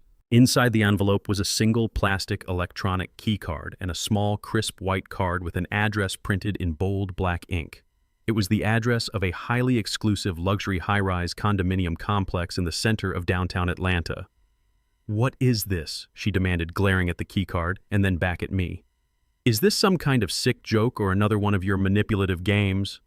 I looked her dead in the eye, my expression completely unreadable and entirely devoid of emotion. "That is an address," I stated flatly. "I want you to go to that exact location at exactly 3 o'clock this afternoon. Use that keycard to open the door." I paused, letting the weight of my instructions settle heavily over her shoulders. "If you go to that apartment and you still want to disown me after walking through that door, I will accept your decision without a fight. I will never call you again. I will walk out of your life entirely, and you will never have to see my face for as long as you live. But you must go there at 3 o'clock. I stepped back and closed my front door, shutting it firmly in her face before she could utter another angry word. Jada sat in her car outside my house for a long time, staring blankly at the black key card resting in her palm. Her fierce anger was slowly being replaced by a creeping, gnawing sense of profound doubt. Despite her furious words, she knew deep down that I was not a petty or vindictive man. The absolute icy certainty in my voice haunted her. At 2:45, she pulled into the underground parking garage of the downtown luxury high-rise. She rode the private elevator to the penthouse level, her heart hammering aggressively against her ribs. When the digital clock on her phone struck exactly 3 o'clock, she stood in front of the heavy oak door matching the number on the card. She raised her trembling hand, pressed the electronic key card against the scanner, and heard a soft green beep. She pushed the door open, stepping onto the plush white carpet. The apartment was completely silent except for the low murmur of voices coming from the master bedroom down the hall. Jada walked quietly, holding her breath. She turned the corner and froze completely. The scene playing out in front of her was like a physical, brutal blow to the stomach. Blake was standing next to a massive open suitcase spread across a king-sized bed. He was frantically stuffing thick banded stacks of $100 bills into the luggage. It was the exact amount of cash stolen directly from her son's education trust fund. But that was not the worst part. Standing right next to him, wrapping her arms possessively around his neck, was Monica. The blonde real estate broker was pressing her lips passionately against Blake's mouth while his hands, greedy and desperate, gripped her waist. Jada stood paralyzed in the doorway, watching her entire reality shatter into a million jagged pieces. Jada stood absolutely petrified in the doorway of the penthouse bedroom. Her mind struggled to process the grotesque scene unfolding right in front of her eyes. Her husband, the man she had viciously defended just hours ago, the man she had screamed at her own father for, was passionately kissing another woman while packing away the stolen future of her own son. The sheer magnitude of the betrayal hit her like a physical blow, but it did not bring tears. There was no weeping, no hysterical sobbing, and no desperate pleading. Instead, a cold, dark wave of absolute fury washed over her, completely erasing any remaining trace of the naive, devoted wife she had been. She felt a burning, white-hot rage ignite deep within her chest, spreading through her veins like liquid fire. Her eyes darted around the luxurious room and locked onto a heavy crystal vase resting on a sleek glass console table near the entrance. Without making a single sound, she marched over and wrapped her fingers around the thick-cut crystal. She did not hesitate for a fraction of a second. She lifted the heavy vase high above her shoulder, took a deliberate step forward, and hurled it with every ounce of strength she possessed directly at Blake's head. The crystal missile soared across the bedroom and smashed violently into the wall, mere inches from his skull, shattering into 1,000 jagged pieces. The deafening crash echoed through the penthouse, causing Blake and Monica to jump apart in absolute terror. Blake spun around, his eyes wide with initial shock as shards of crystal rained down onto the plush carpet. When he saw Jada standing in the doorway, his momentary fear instantly evaporated. He did not look ashamed. He did not drop to his knees and beg for her forgiveness. Instead, a slow, cruel smirk spread across his face, completely obliterating the charming facade he had worn for their entire marriage. He looked at her not with the guilt of a caught cheating husband, but with the ultimate disdain of a predator who no longer needed to hide behind a mask. "What is the matter, Jada?" he sneered, his voice dripping with venomous arrogance. "Are you upset that I am finally taking what is rightfully mine?" Monica stepped behind him, clutching her blouse, looking mildly annoyed rather than remorseful. Jada stared at him, her voice trembling with raw anger. "You stole our son's education fund," she demanded, stepping further into the room, her fists clenched at her sides. "You are draining his future to run away with this cheap broker." Blake let out a loud, mocking laugh that chilled Jada to the bone. "Oh, please," he scoffed, waving his hand dismissively at her outrage. "Do not act like you and your pathetic family actually earned any of this. I spent years pretending to tolerate you. I spent years smiling at your arrogant, stubborn father and playing the progressive, modern husband for your social circle. You have absolutely no idea how exhausting it was to sit at your dinner table and pretend I did not despise everything about where you came from." He stepped closer, his words becoming increasingly vicious and laced with horrific racial vitriol. "You really thought a man of my caliber would marry into a family like yours for actual love?" He mocked, his tone dripping with deep-seated racial prejudice and supreme entitlement. "You and your father are nothing but a pair of uncultured fools sitting on prime real estate." I looked at that ancestral land in Savannah and saw a gold mine being wasted by people who lacked the genetic pedigree to understand its actual worth. You were just a convenient stepping stone, Jada. A naive, desperate woman who wanted a white picket fence and a country club membership so badly she would happily ignore every single red flag I waved in her face. I tolerated your heritage and your embarrassing father strictly for the equity. I married you for the deed to that land, and since your father decided to ruin my career this morning, I am taking this cash as my rightful severance package. Now get out of my way before I have you thrown out of this building."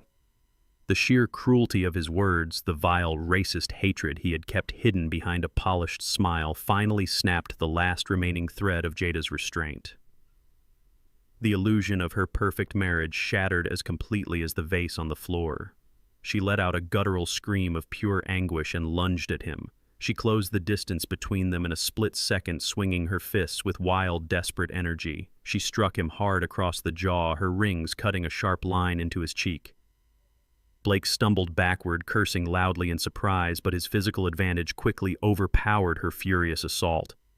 He grabbed her aggressively by the shoulders, his fingers digging painfully into her skin, and shoved her backward with brutal, violent force. Jada lost her footing, her heels tangling in the thick carpet, and crashed heavily onto the floor, her elbow striking the sharp edge of a heavy wooden nightstand.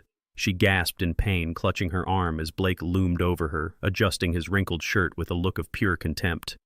"I told you to get out," he spat, looking down at her with absolute disgust. "Grab the bags, Monica. We are leaving right now." He reached for the massive suitcase packed tight with the stolen cash. Before his fingers could even touch the leather handle, the heavy oak door of the penthouse was kicked open with a deafening explosive crash. Wood splintered and flew across the living room as heavily armed tactical police officers swarmed into the hallway. Atlanta Police Department, a booming voice commanded over the chaos. "Get your hands in the air right now. Do not move a single muscle."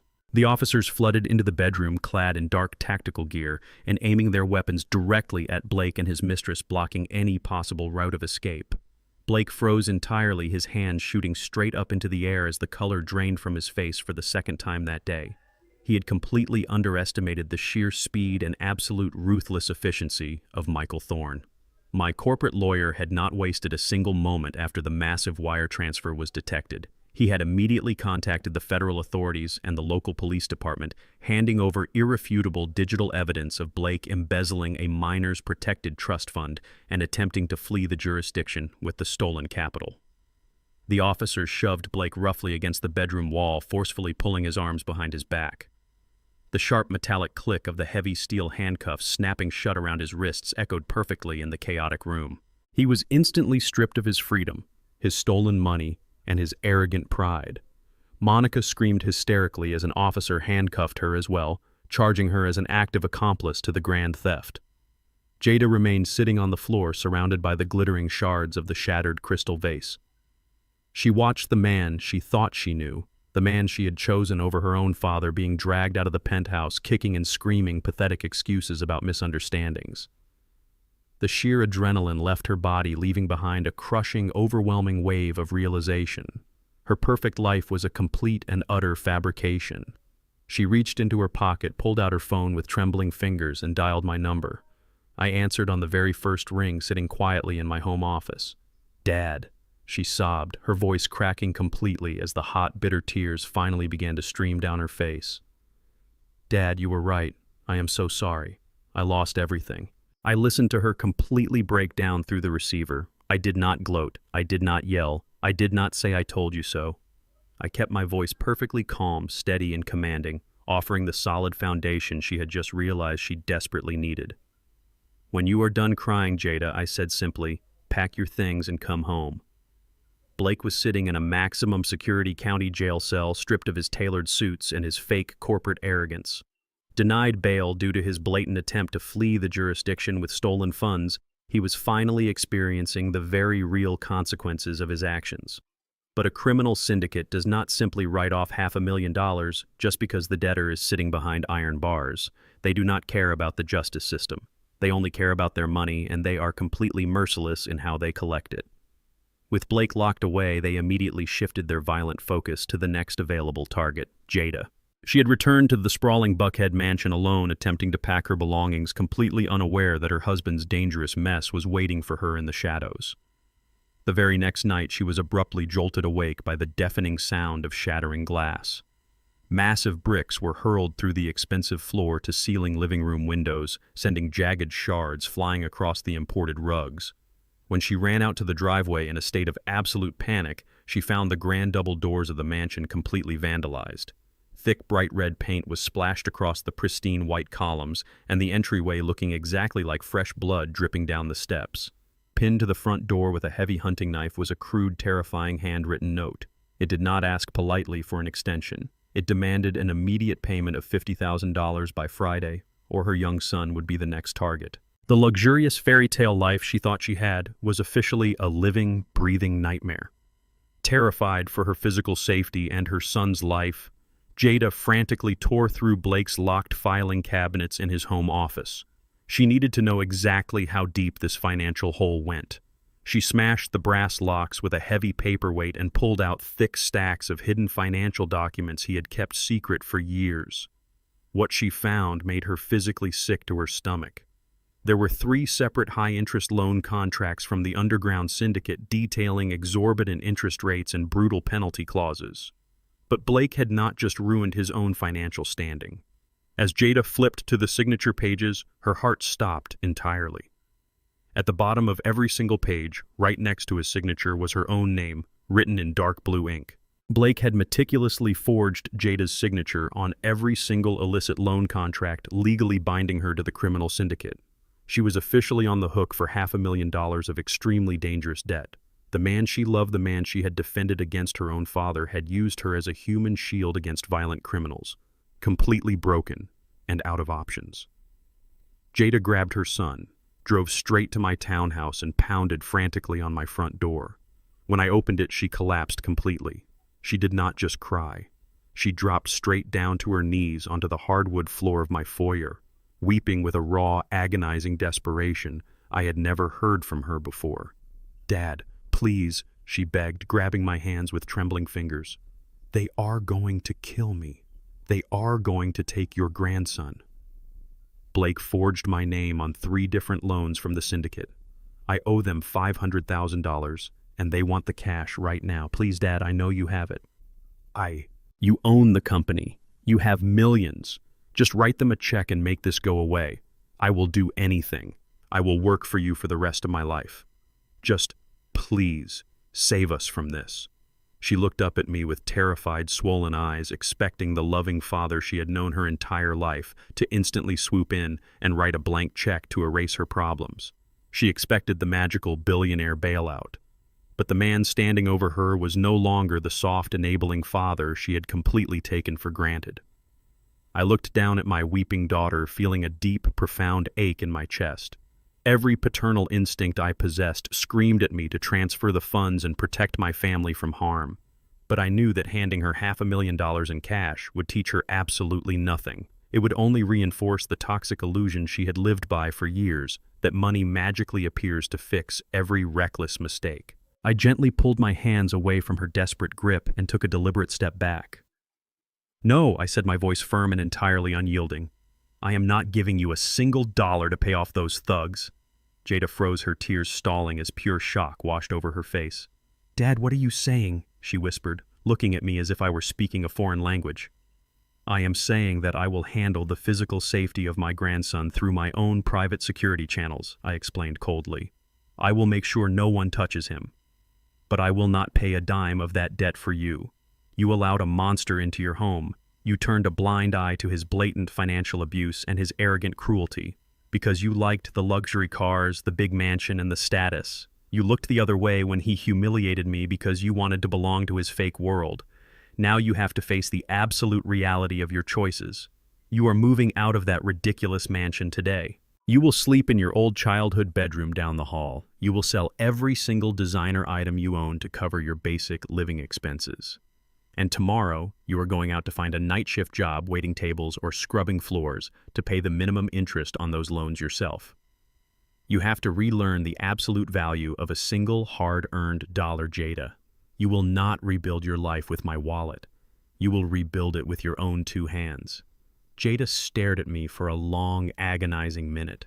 She searched my face for any sign of weakness or capitulation, but she saw no hesitation in my eyes. She swallowed her immense pride, slowly stood up from the floor, and simply nodded. Over the next 48 hours, she completely dismantled her fake aristocratic life.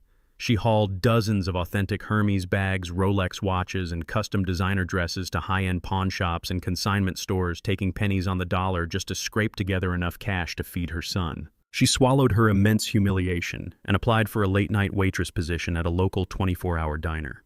Late that Sunday night, she was sitting on the floor of her old childhood bedroom, exhausted from her first grueling shift carrying heavy trays. She was unpacking the last few cardboard boxes she had hastily thrown together from Blake's home office. She reached into a box of old tax returns and pulled out a thick sealed envelope with my name typed across the front. Curious, she broke the seal and slid the heavy parchment papers out.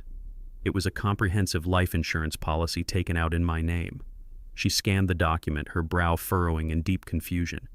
Blake was listed as the primary executor of the estate, but as she flipped to the final page, her blood turned completely to ice. Attached to the standard policy was a highly specific, recently added premium rider. It guaranteed a massive $1 million immediate payout in the exact event of accidental death caused by a traffic collision. Jada stared at the horrific document, her hands shaking violently. The memory of Blake tinkering in the garage late at night flashed through her mind. The realization hit her with the force of a speeding train. Blake had not just been stealing my money. He had meticulously calculated the exact financial value of my violent death on the highway.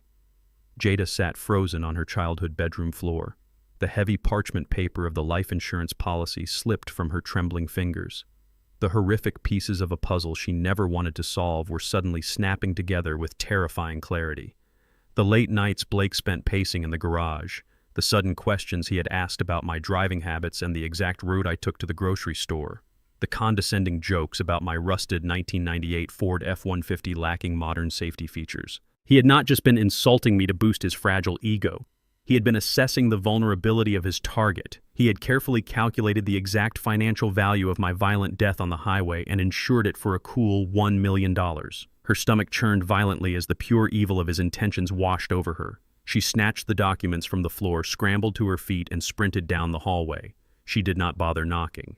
She burst into my home office where I was quietly reviewing financial reports. "Dad," she gasped, struggling to pull air into her panicked lungs. She slammed the insurance policy down onto my mahogany desk. Her face was ashen and her entire body shook as if she were standing in freezing rain. "He did not just want your land, Dad. He took out an accidental death policy. He wanted you dead in a car crash. He was going to kill you." I did not gasp. I did not act surprised. I simply looked down at the insurance document resting on my desk and nodded slowly. "I knew Jada," I said, my voice completely steady. I reached into my desk drawer and pulled out a small encrypted USB drive. I stood up, gesturing for her to follow me into the living room. I walked over to the massive flat-screen television mounted on the wall and plugged the drive into the side port. "Sit down, Jada," I commanded softly, pointing to the sofa. "You need to see exactly who you married." I picked up the remote and selected the security file from the drive. The large screen flickered to life, displaying the crisp, high-definition infrared footage captured by the hidden cameras in the grille of my truck. Jada sat on the edge of the cushions, her hands gripping her knees. She watched as a dark, sleek sedan pulled up to our street in the dead of night. She watched as a man dressed entirely in black crept up my driveway. When the man pulled back his hood, the ultra-clear 4K resolution left absolutely zero room for doubt. It was Blake. Jada let out a sharp, strangled gasp, covering her mouth with both hands. The camera recorded him pulling heavy steel wire cutters from his jacket. It captured the exact malicious smirk on his face as he slid underneath the undercarriage of my truck. The audio picked up the distinct metallic snap as he deliberately severed my brake lines, ensuring a slow, catastrophic leak meant to kill me at high speeds. The sheer, calculated psychopathy of his actions played out in vivid detail right in front of her eyes. The man she had shared a bed with, the man she had fiercely defended against my supposed cruelty, was a cold-blooded attempted murderer. The realization hit her physical body like a violent shockwave. She could no longer contain the absolute revulsion building inside her. Jada scrambled up from the sofa, rushed to the adjoining half-bathroom, and violently threw up into the sink. She emptied her stomach, retching and sobbing simultaneously, completely disgusted by the monster she had called a husband. She had protected a man who was actively plotting to slaughter her own father for a payout. I walked over and gently placed a hand on her shaking back, waiting for her to finish. When she finally rinsed her mouth and looked up at me, her eyes were completely different. The last shred of the naive socialite was gone. What was left was a fierce, hardened woman seeking absolute retribution. We did not waste another minute. I grabbed the fraudulent life insurance documents, the extensive financial dossiers, and the encrypted hard drive containing the undeniable video evidence. Jada walked with me to the car, her posture rigid and her face set in cold, unforgiving stone. We drove directly to the Atlanta Police Department headquarters. We bypassed the standard civilian desk and went straight to the lead investigator handling Blake's ongoing embezzlement and fraud case. We laid every single piece of evidence out on the metal interrogation table. The detective, a seasoned veteran who thought he had seen the worst of human greed, watched the 4K footage of Blake cutting the brake lines in complete, stunned silence. He reviewed the $1 million accidental death insurance policy, aligning the purchase dates perfectly with the night of the vehicular sabotage. The financial motive, the premeditated planning, and the physical execution were all undeniably verified and meticulously documented. The detective closed the file and looked at us with grim, absolute determination. "This changes the entire scope of our investigation," he stated firmly. "We originally had him dead to rights on grand larceny, identity theft, and corporate fraud. But this is no longer just a white-collar crime case. I am contacting the district attorney right now. We are officially upgrading his charges to first-degree attempted murder. He is looking at spending the rest of his natural life behind iron bars."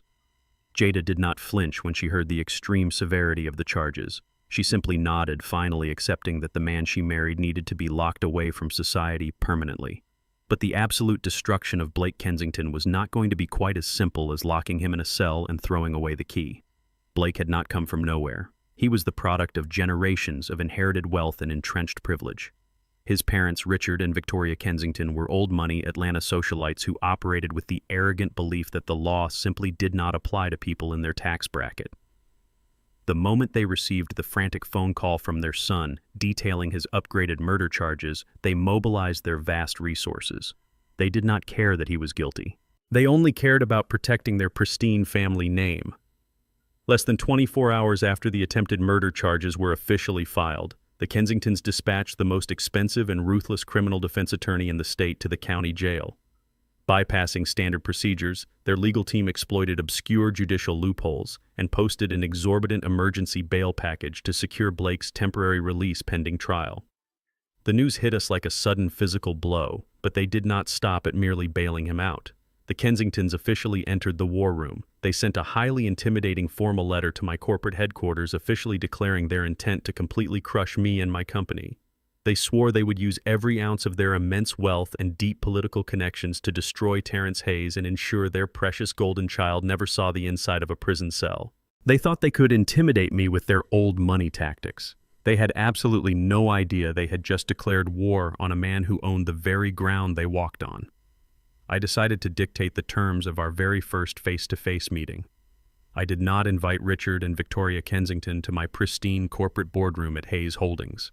I chose a rundown, dimly lit diner on the far outskirts of the city. It was a place with sticky vinyl booths, flickering neon signs, and the heavy smell of fried grease lingering in the air.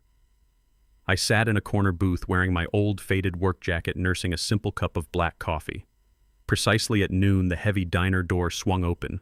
Richard and Victoria walked in looking utterly repulsed by their surroundings. Richard wore a bespoke pinstripe suit tailored to perfection, and Victoria was draped in expensive cashmere, clutching a designer handbag tight against her chest, as if she feared the very air in the diner would contaminate it. They looked around with deep, undisguised disgust, wiping the vinyl bench with a silk handkerchief before reluctantly sitting across from me. They looked at my worn jacket and my old rusted truck parked outside the window.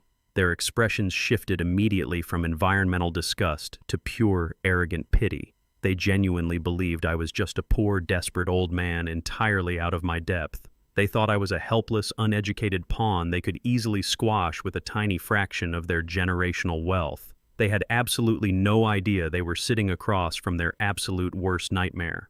Richard did not even bother to order a coffee or offer a basic, polite greeting. He reached inside his tailored jacket, pulled out a crisp gold-embossed checkbook and a heavy gold fountain pen. He quickly scribbled a number, ripped the check from the binding, and tossed it across the sticky table. It landed right next to my coffee mug. The amount was written for exactly $100,000.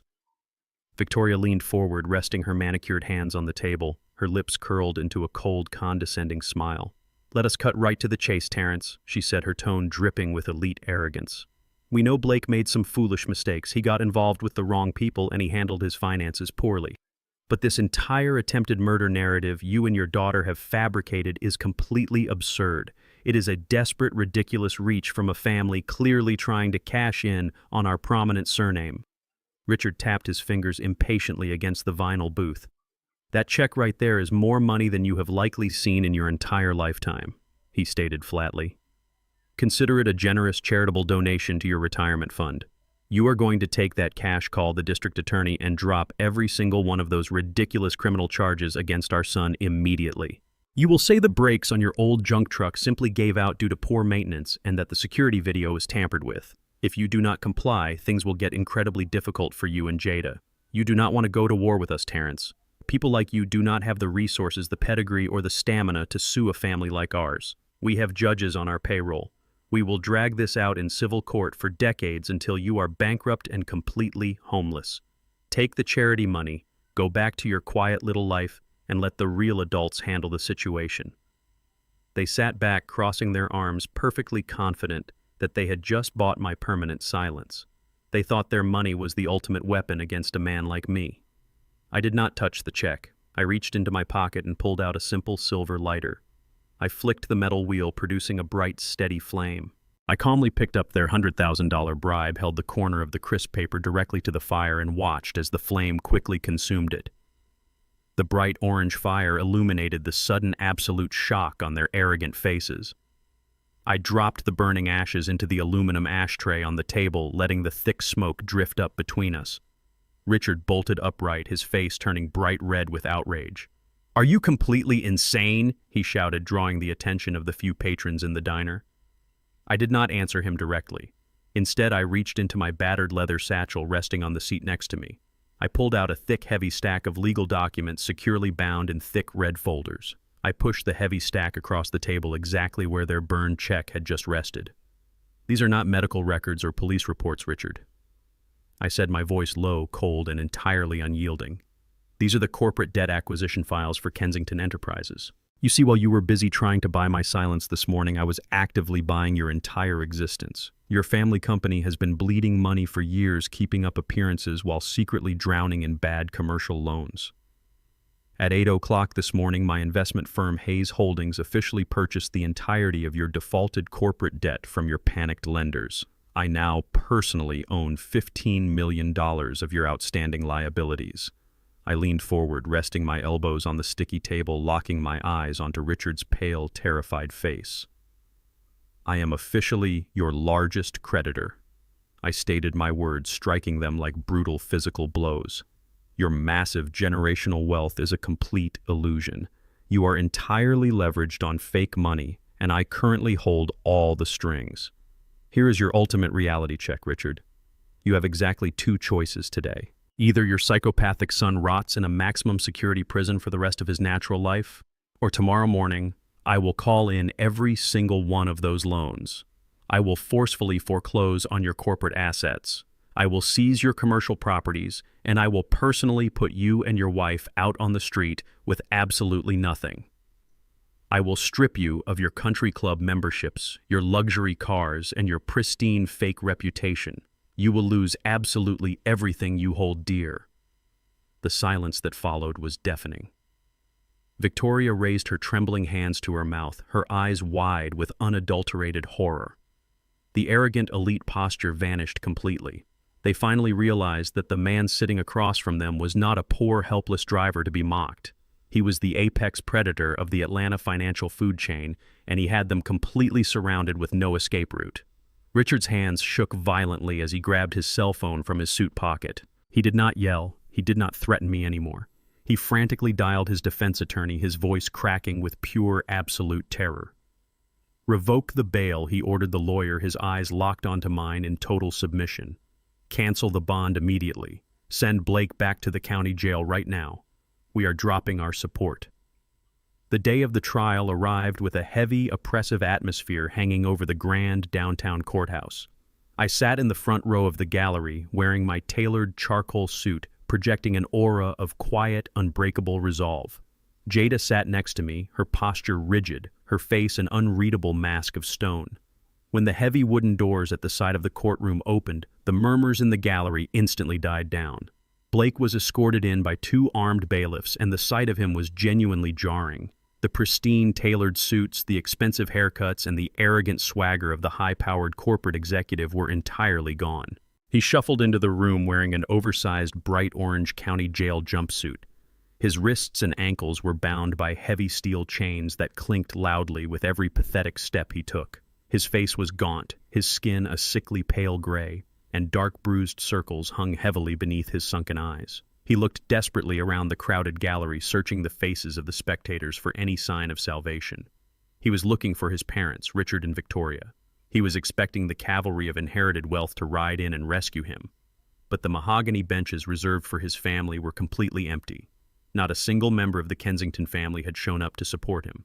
I had completely neutralized their financial power, and he was finally facing the absolute terrifying reality of total isolation.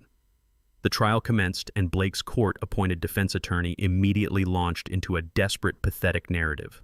Stripped of the high-priced legal team his parents had originally hired, Blake was left with a lawyer who clearly knew this was a losing battle. The attorney stood before the jury painting a ridiculous picture of a man driven to the absolute brink by crushing corporate expectations. He argued that Blake was suffering from an intense psychological breakdown caused by the high-stress environment of commercial real estate and the terrifying pressure of violent loan sharks. He claimed that the severed brake lines and the financial embezzlement were not the acts of a cold-blooded killer, but the frantic, misguided mistakes of a severely panicked husband trying to save his family from ruin. It was a complete insult to human intelligence. When the prosecution finally called me to the witness stand, I walked past Blake without giving him a single glance.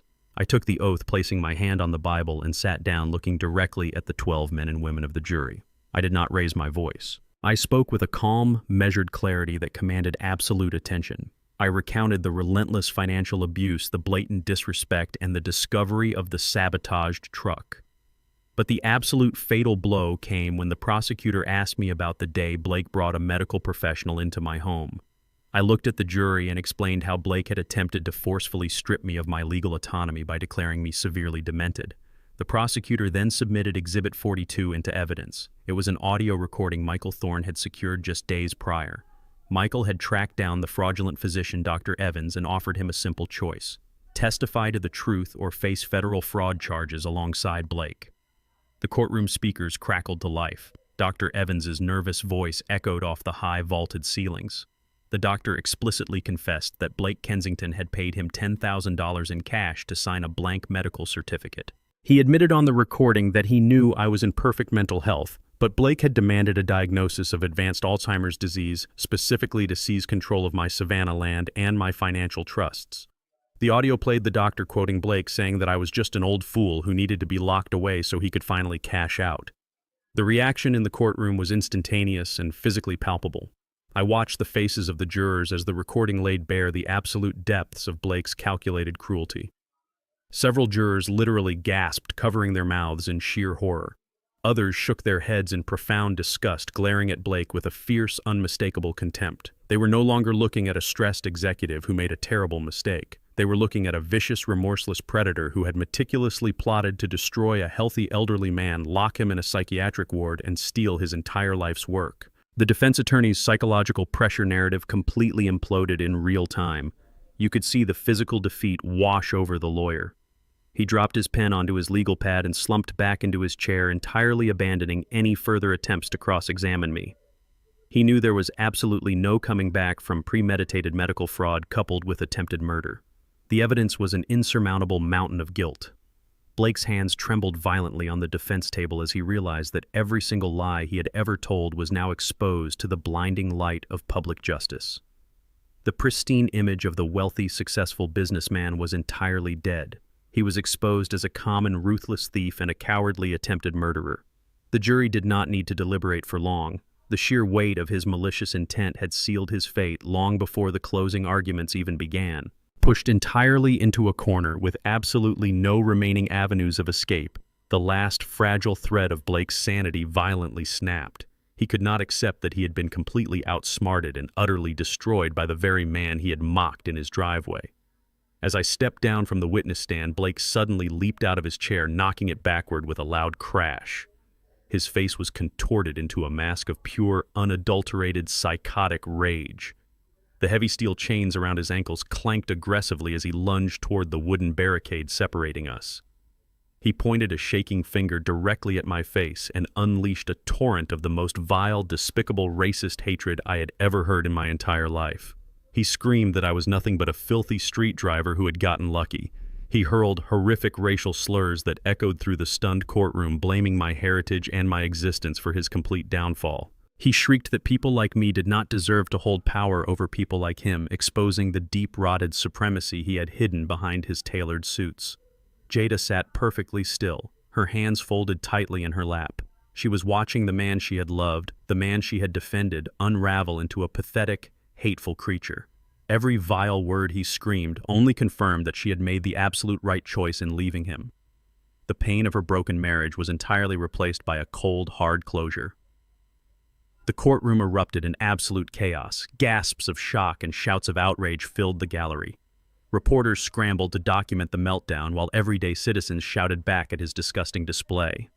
The judge furiously slammed his heavy wooden gavel down onto the sound block, the sharp cracks cutting through Blake's unhinged screaming. "Order in this court," the judge bellowed, his face flushed with extreme anger at the blatant display of bigotry.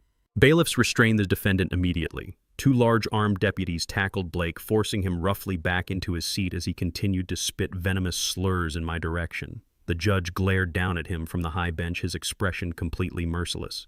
"Mr. Kensington, you have just removed any microscopic shred of leniency this court might have ever considered extending to you," the judge declared, his voice a booming thunderclap of absolute finality. I stood calmly in the aisle, adjusting my suit jacket. Blake had just hammered the final nail into his own coffin. The silence in the courtroom following the judge's furious reprimand was absolute and heavy. The air felt thick with the undeniable weight of impending justice. The judge adjusted his thick dark robes and looked down at Blake with an expression of pure, unfiltered disgust. He did not see a misguided corporate executive. He saw a cowardly, vicious predator who had attempted to murder his own family for a financial payout. The judge picked up a stack of legal papers detailing the horrific scope of the crimes and cleared his throat. "Blake Kensington," the judge began, his voice booming across the grand mahogany walls. "You have demonstrated a complete and utter lack of basic human decency. You forged medical documents to steal from an elderly man you embezzled from a protected trust fund, and you actively sabotaged a motor vehicle with the explicit intent to commit murder. Your actions are vile, calculated, and entirely unforgivable. Society must be completely protected from a man of your monstrous nature." The judge paused, letting his cold gaze pierce right through Blake's trembling frame. "It is the ruling of this court that you are guilty on all charges. For the crimes of grand larceny, elder abuse, medical fraud, and first-degree attempted murder, I hereby sentence you to 15 consecutive years in a maximum security state penitentiary. This sentence is to be served in its entirety with absolutely zero possibility of early release or parole." The heavy wooden gavel slammed down onto the sound block with a deafening final crack, sealing Blake's fate forever. The reality of losing 15 years of his life inside a concrete box finally shattered Blake completely. His legs gave out from underneath him, and he collapsed heavily against the defense table, weeping with loud, agonizing sobs. The arrogant racist monster who had just screamed slurs across the courtroom was instantly reduced to a pathetic, wailing child. He turned his tear-streaked face toward the gallery, his eyes darting frantically until they locked onto Jada. "Jada, please," he cried out, his voice cracking hysterically. "Do not leave me. You are my wife. You promised to stand by me. Please wait for me, Jada. I am so sorry. I love you." He reached his chained hands out toward her, begging for a microscopic shred of the loyalty he had so viciously abused. Jada did not cry. She did not flinch or look away. She stood up from the wooden bench, her posture straight and her face carved from cold, unforgiving stone. She walked slowly down the center aisle, ignoring the shocked murmurs of the reporters and the spectators. The armed bailiffs stepped aside instinctively, allowing her to approach the wooden barricade separating the gallery from the defense tables. Jada reached into her sleek leather tote bag and pulled out a thick, stapled packet of legal documents. They were the finalized absolute divorce decrees Michael Thorne had expedited through the family courts. She stopped right in front of Blake, looking down at his pathetic, weeping face with absolute revulsion. She picked up a heavy black ink pen resting on the defense attorney's desk. Without breaking eye contact with the man who had ruined her life, she flipped to the final page and signed her name with bold, sharp, aggressive strokes. She did not hand the papers to his lawyer. She lifted the thick, heavy packet and threw it directly into Blake's chest. The papers hit him hard, scattering across his bright orange jumpsuit and falling onto the courtroom floor. "We are entirely done," Jada stated, her voice a low, lethal whisper that echoed perfectly in the silent room. "Have a nice life in a cage." She turned her back on him completely and walked away. Blake shrieked her name, thrashing violently against his chains as the two armed deputies grabbed him by the shoulders and forcefully dragged his kicking, screaming body through the heavy side doors leading directly to the holding cells. Jada pushed through the heavy brass doors of the downtown courthouse and stepped out onto the wide concrete stairs. The bright, warm Atlanta sunlight hit her face, and for the first time in months, she took a massive, deep breath of fresh air. The toxic, suffocating weight of her marriage had finally been permanently removed from her shoulders. She felt a profound, immense sense of liberation washing over her entire body. The legal nightmare was officially over. Blake was locked away, the divorce was signed, and she was finally free to rebuild her life on a foundation of absolute truth and hard work. She walked down the steps toward her modest used sedan, feeling a quiet, swelling pride in the humble, honest life she was currently living. She drove directly to the local diner, where she had taken a job waiting tables, ready to start her evening shift with a genuine smile on her face. She spent the next 8 hours carrying heavy trays, serving food, and earning her own money $1 at a time. She felt safe. She felt protected by the finality of the justice system. But Jada was entirely unaware of the dark, terrifying reality lurking just beyond the jurisdiction of a courtroom judge. The criminal justice system had only handled Blake's legal crimes against his family. The judge's gavel did not erase the $500,000 owed to the ruthless underground lending syndicate. The criminal underworld did not care about court verdicts, divorce papers, or prison sentences. They only cared about balancing their ledgers, and they never walked away from a debt. It was past 2 in the morning when Jada finally finished her grueling diner shift. Her feet ached and she was utterly exhausted, but she felt a peaceful, quiet satisfaction. The streets of the city were completely empty and silent. She walked out the back door of the diner, navigating the dimly lit, narrow brick alleyway toward where she had parked her car. The darkness felt heavy, but she kept her head down, searching her purse for her keys. Suddenly, blinding high-beam headlights flooded the narrow corridor, entirely wiping out her vision. The roar of massive engines echoed off the brick walls. 3 large, black-armored SUVs screeched to a violent halt, boxing her in completely from the front and the rear. Jada froze, her heart stopping dead in her chest as the heavy vehicle doors swung open in unison. Several massive, imposing men stepped out into the harsh, glaring light surrounding her with terrifying military precision. From the lead vehicle, a tall, broad-shouldered man wearing a sharp, dark suit stepped forward. He did not look like a common street thug. He looked like corporate death. He walked right up to Jada, his face an emotionless mask of pure violence. He reached inside his tailored coat, pulled out a heavy black handgun, and pressed the cold steel barrel directly against the center of her forehead. Jada could not breathe. She could not scream. She stood completely paralyzed, staring into the eyes of a man who killed for a living. The man leaned in close, the smell of expensive cologne and gun oil filling her lungs. "Your husband goes to prison, but the wife's debt remains entirely unpaid," he stated in a low, terrifyingly calm voice. "You owe us $500,000. You have until tomorrow night to deliver the cash, or I will personally come to your house and take your son." The cold steel of the gun barrel pressed brutally hard against Jada's forehead, forcing her head back against the rough, damp brick wall of the alleyway. Her knees buckled completely beneath her, unable to support her own weight any longer. The sheer visceral terror of losing her young son stripped away every final ounce of pride and composure she possessed. She dropped heavily onto the filthy pavement, the sharp gravel tearing through her uniform pants and scraping her skin raw. She clasped her trembling hands together, looking up at the imposing syndicate boss through a thick, blinding veil of tears. "Please," she begged, her voice a ragged, hysterical whisper that echoed in the dark corridor. "Please do not hurt my little boy. He is completely innocent in all of this. I do not have that kind of money. My husband forged my signature on those loan contracts. He stole everything from our family and left us with absolutely nothing but this debt. I work the night shift in a diner. I am barely making minimum wage right now. I will pay you whatever I can every single week for the rest of my life, but you have to give me more time. You cannot take my son away from me." The mob boss did not blink. His eyes remained dead, hollow voids, completely devoid of any human empathy or compassion. He leaned down slightly, grabbing a fistful of her hair and yanking her head back sharply. "We do not do long-term payment plans, sweetheart," he hissed, his breath smelling of stale tobacco and bitter coffee.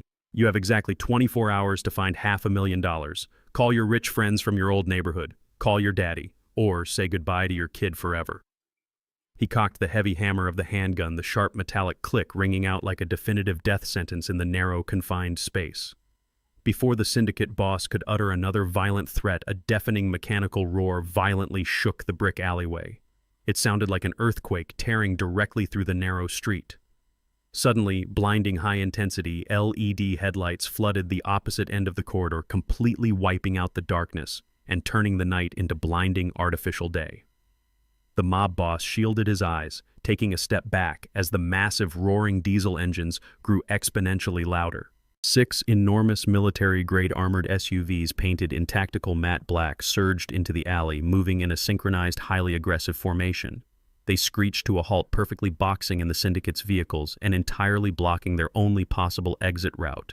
The heavy reinforced steel doors of the SUVs swung open simultaneously. Over 24 highly trained private security operatives flooded the alleyway, moving with terrifying lethal precision. They were dressed in full tactical combat gear, wearing heavy Kevlar vests, dark balaclavas, and tactical boots. They instantly surrounded the gangsters, forming an impenetrable, heavily armed perimeter. The sharp clatter of assault rifles being raised and cocked echoed aggressively off the brick walls. Dozens of glowing red laser sights cut through the dusty night air, landing directly on the chests, foreheads, and throats of the mob boss and his armed thugs. The street criminals froze entirely, their cheap handguns suddenly feeling completely useless against a literal private military unit. From the lead armored vehicle, the heavy rear door opened smoothly. I stepped out into the glaring headlights. I was not wearing my tailored corporate boardroom suits. I wore a heavy, dark wool trench coat, my posture completely straight and my expression radiating an absolutely lethal frozen calm. I walked slowly and deliberately down the center of the alley. The tactical operatives parted seamlessly to let me pass through their perimeter. Right beside me walked Michael Thorne, carrying a thick leather briefcase, his eyes scanning the trapped gangsters with absolute professional disdain. I did not look at the guns pointed in my direction. I kept my eyes locked entirely on the man who had dared to put a weapon to my daughter's head. I walked until I was standing less than 3 feet away from him, ignoring the deadly tension vibrating in the humid air. The mob boss slowly lowered his handgun, his arrogant demeanor entirely crushed by the overwhelming display of raw, unrestricted power. He realized instantly that he had brought a common street gang to a full-scale corporate war. Michael Thorne stepped forward, bridging the gap between me and the terrified syndicate leader. He unclasped his leather briefcase, pulled out a thick-bound legal document, and slapped it violently against the hood of the mob boss's vehicle. "We are not here to engage in a pathetic street shootout," Michael stated, his voice slicing through the heavy silence like a sharpened razor blade. "We are here to execute a hostile corporate takeover." Michael pointed a sharp, manicured finger directly at the legal document resting on the metal hood. "That is the complete ownership portfolio of Apex Logistics. It is the primary corporate shell company you and your criminal associates use to launder millions of dollars of illicit street money through the commercial real estate market in Atlanta." I took a deliberate step closer, forcing the mob boss to look directly into my eyes. The man was visibly sweating profusely, his prior confidence completely evaporated. "I just bought a controlling 90% stake in your entire money laundering operation," I said, my voice low, cold, and rumbling with absolute, unquestionable authority. "I own your corporate ledgers. I own your real estate fronts. I own the exact bank accounts you use to clean your dirty cash. I effectively own your entire criminal existence." I leaned in so close I could see the sheer panic dilating his pupils under the harsh headlights. "Here are your new terms of operation," I whispered lethally. "The debt forged by Blake Kensington is officially and permanently erased. It no longer exists. If you or any of your pathetic street soldiers even breathe in the general direction of my daughter or my grandson ever again, I will not just send my security team after you.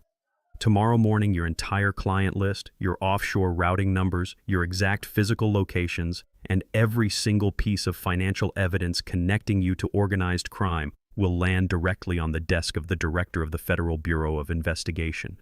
I will dismantle your entire syndicate before you even wake up, and you will spend the rest of your life in a federal supermax facility.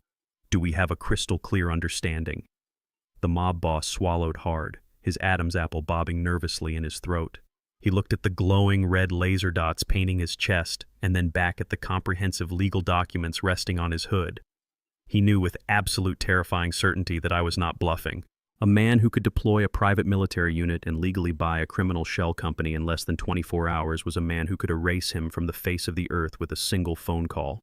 The gangster slowly holstered his weapon, holding his hands up in a gesture of total, complete surrender. He nodded frantically, sweat dripping steadily from his chin onto his shirt.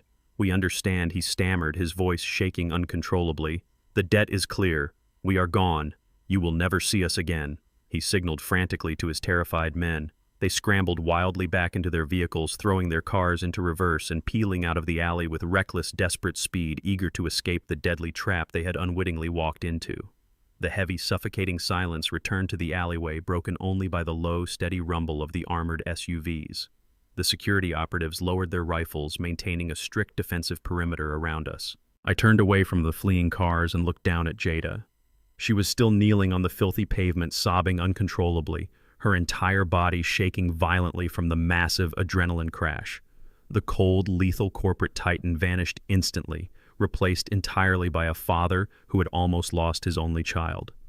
I dropped to my knees on the rough gravel, ignoring the dirt ruining my heavy coat, and wrapped my arms tightly around my daughter. I pulled her fiercely close to my chest, shielding her from the harsh, brutal world she had just collided with. She buried her face into my shoulder, crying hysterically, clutching my coat as if I were the only solid thing left in her entire crumbling universe. "Dad," she wept, her voice muffled against my chest. "I am so sorry. I am so incredibly sorry for everything." I just held her, stroking the back of her head gently, letting her release months of built-up terror, guilt, and profound regret. "You are safe now, Jada," I murmured softly, resting my cheek against her hair. "I told you I would protect my grandson, and I meant it." She looked up at me, her eyes wide with a newfound profound understanding of exactly who her father really was, and the immense lengths I would go to ensure her safety. I looked back at her, wiping a smudge of grease and dirt from her tear-stained cheek. "Power is not for showing off at fancy dinner parties, Jada," I said, my voice steady and filled with absolute, undeniable truth. "It is not for buying expensive sports cars or trying to impress arrogant strangers with fake status. True power is used exclusively to protect your family in moments exactly like this." The morning after the terrifying alleyway confrontation, Jada did not sleep in. She woke up with a singular, crystal-clear purpose driving her every action. She spent the next few weeks meticulously severing every remaining toxic tie to her fabricated past. She finalized the sale of her last few designer items, wringing every possible dollar out of her former wardrobe, and used those funds to aggressively pay off her own minor personal debts. She officially filed the paperwork to drop Blake's surname, permanently restoring her maiden name and reclaiming her true identity. She packed up her son's belongings and officially moved back into my townhouse, completely abandoning the fake illusion of the Buckhead elite. Once her personal life was entirely stabilized, she put on a simple, inexpensive business suit and drove directly to the towering glass headquarters of Hayes Holdings.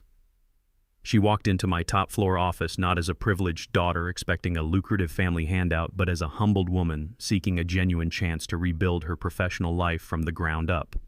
She stood respectfully before my massive mahogany desk and asked for a position within the company. She told me she wanted to learn the family business from the inside out, to truly understand the empire I had built with my own two hands, and to prove her worth through actual hard work. I looked at her from across my desk, evaluating her earnest request with the cold, detached objectivity of a corporate chairman. I saw the genuine determination burning in her eyes, but I also knew that handing her a high-level executive position would completely ruin the crucial lesson she was currently learning. I leaned back in my leather chair and gave her my uncompromising terms. I told her I would absolutely not hire her as a director, a senior manager, or even a junior financial analyst. If she truly wanted to work at Hayes Holdings, she would have to start at the absolute bottom of the corporate ladder. I offered her a position as a front desk receptionist down on the ground floor lobby, earning a standard entry-level base salary. I made it crystal clear there would be no nepotism bonuses, no luxurious corner office, and absolutely no special treatment from the management team. She would answer the constantly ringing phone lines, organize the dense filing cabinets, and brew coffee for the senior executives every single morning. I waited for the familiar flash of indignation, or the arrogant pushback I would have expected from her just a few months prior. But it never came. Jada did not argue, complain, or try to aggressively negotiate better terms. She simply nodded, accepted the harsh conditions without a flinch, and asked what time she needed to clock in for her very first shift. The very next morning, Jada took her place behind the sleek marble reception desk in the main lobby. She swallowed her immense lingering pride and threw herself entirely into the grueling, mundane work. She rapidly learned how to route complex international calls, manage aggressive vendor schedules, and coordinate massive executive board meetings without making errors. She brewed the morning coffee, ensuring every senior partner had exactly what they needed before the chaotic business day began. She took the crowded public commuter train to work every single day, packing a homemade lunch in a paper bag to save her meager hourly wages. Whenever she made a mistake, she owned it immediately and corrected it without making defensive excuses. She listened intently to the seasoned brokers and elite analysts as they passed through the lobby, absorbing the intricate language of commercial real estate. She was no longer performing for a fake social circle of wealthy housewives. She was grinding daily, building thick calluses on her hands and fortifying her character.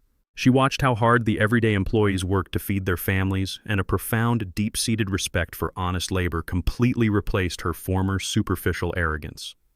2 entire years passed in a blur of relentless, disciplined hard work. The transformation in my daughter was absolutely remarkable. She was no longer the naive, vulnerable woman who could be easily manipulated by flashy cars or fake smiles.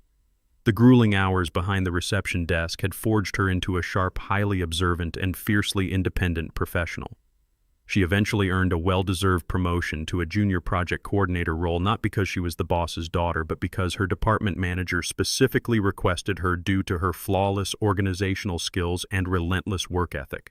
She managed her modest salary with extreme precision, saving a substantial portion every month and securing her son's future without ever asking me for a single dime of financial assistance. She learned how to read complex financial spreadsheets, spot subtle market trends, and accurately evaluate commercial property values. But more importantly, she learned the absolute paramount value of loyalty. She saw firsthand how I treated my employees with respect, and how that respect was returned in the form of fierce, unwavering dedication to the company. She understood that true lasting wealth was built on solid foundations of trust and integrity, not on empty promises and highly leveraged debt. The dark ghost of her disastrous marriage faded into a distant memory, replaced entirely by the strong, capable woman she had successfully molded herself into. She finally understood the true weight and power of a single dollar earned through honest sweat. She stood tall in meeting rooms, holding her own against seasoned contractors and demanding clients. Her confidence was no longer a fragile mask, but a solid armor forged in the fires of actual experience and hard-won competence. However, the dark ghosts of our past were not completely buried. Richard and Victoria Kensington had spent the last 2 years quietly seething in the humiliating shadow of their massive financial defeat. I had effectively forced their failing enterprise into a tight corner, allowing them to barely survive, but keeping them entirely under my strict financial control. Driven by a bitter, festering hatred over their son's lengthy prison sentence, they decided to launch a desperate, cowardly counterattack.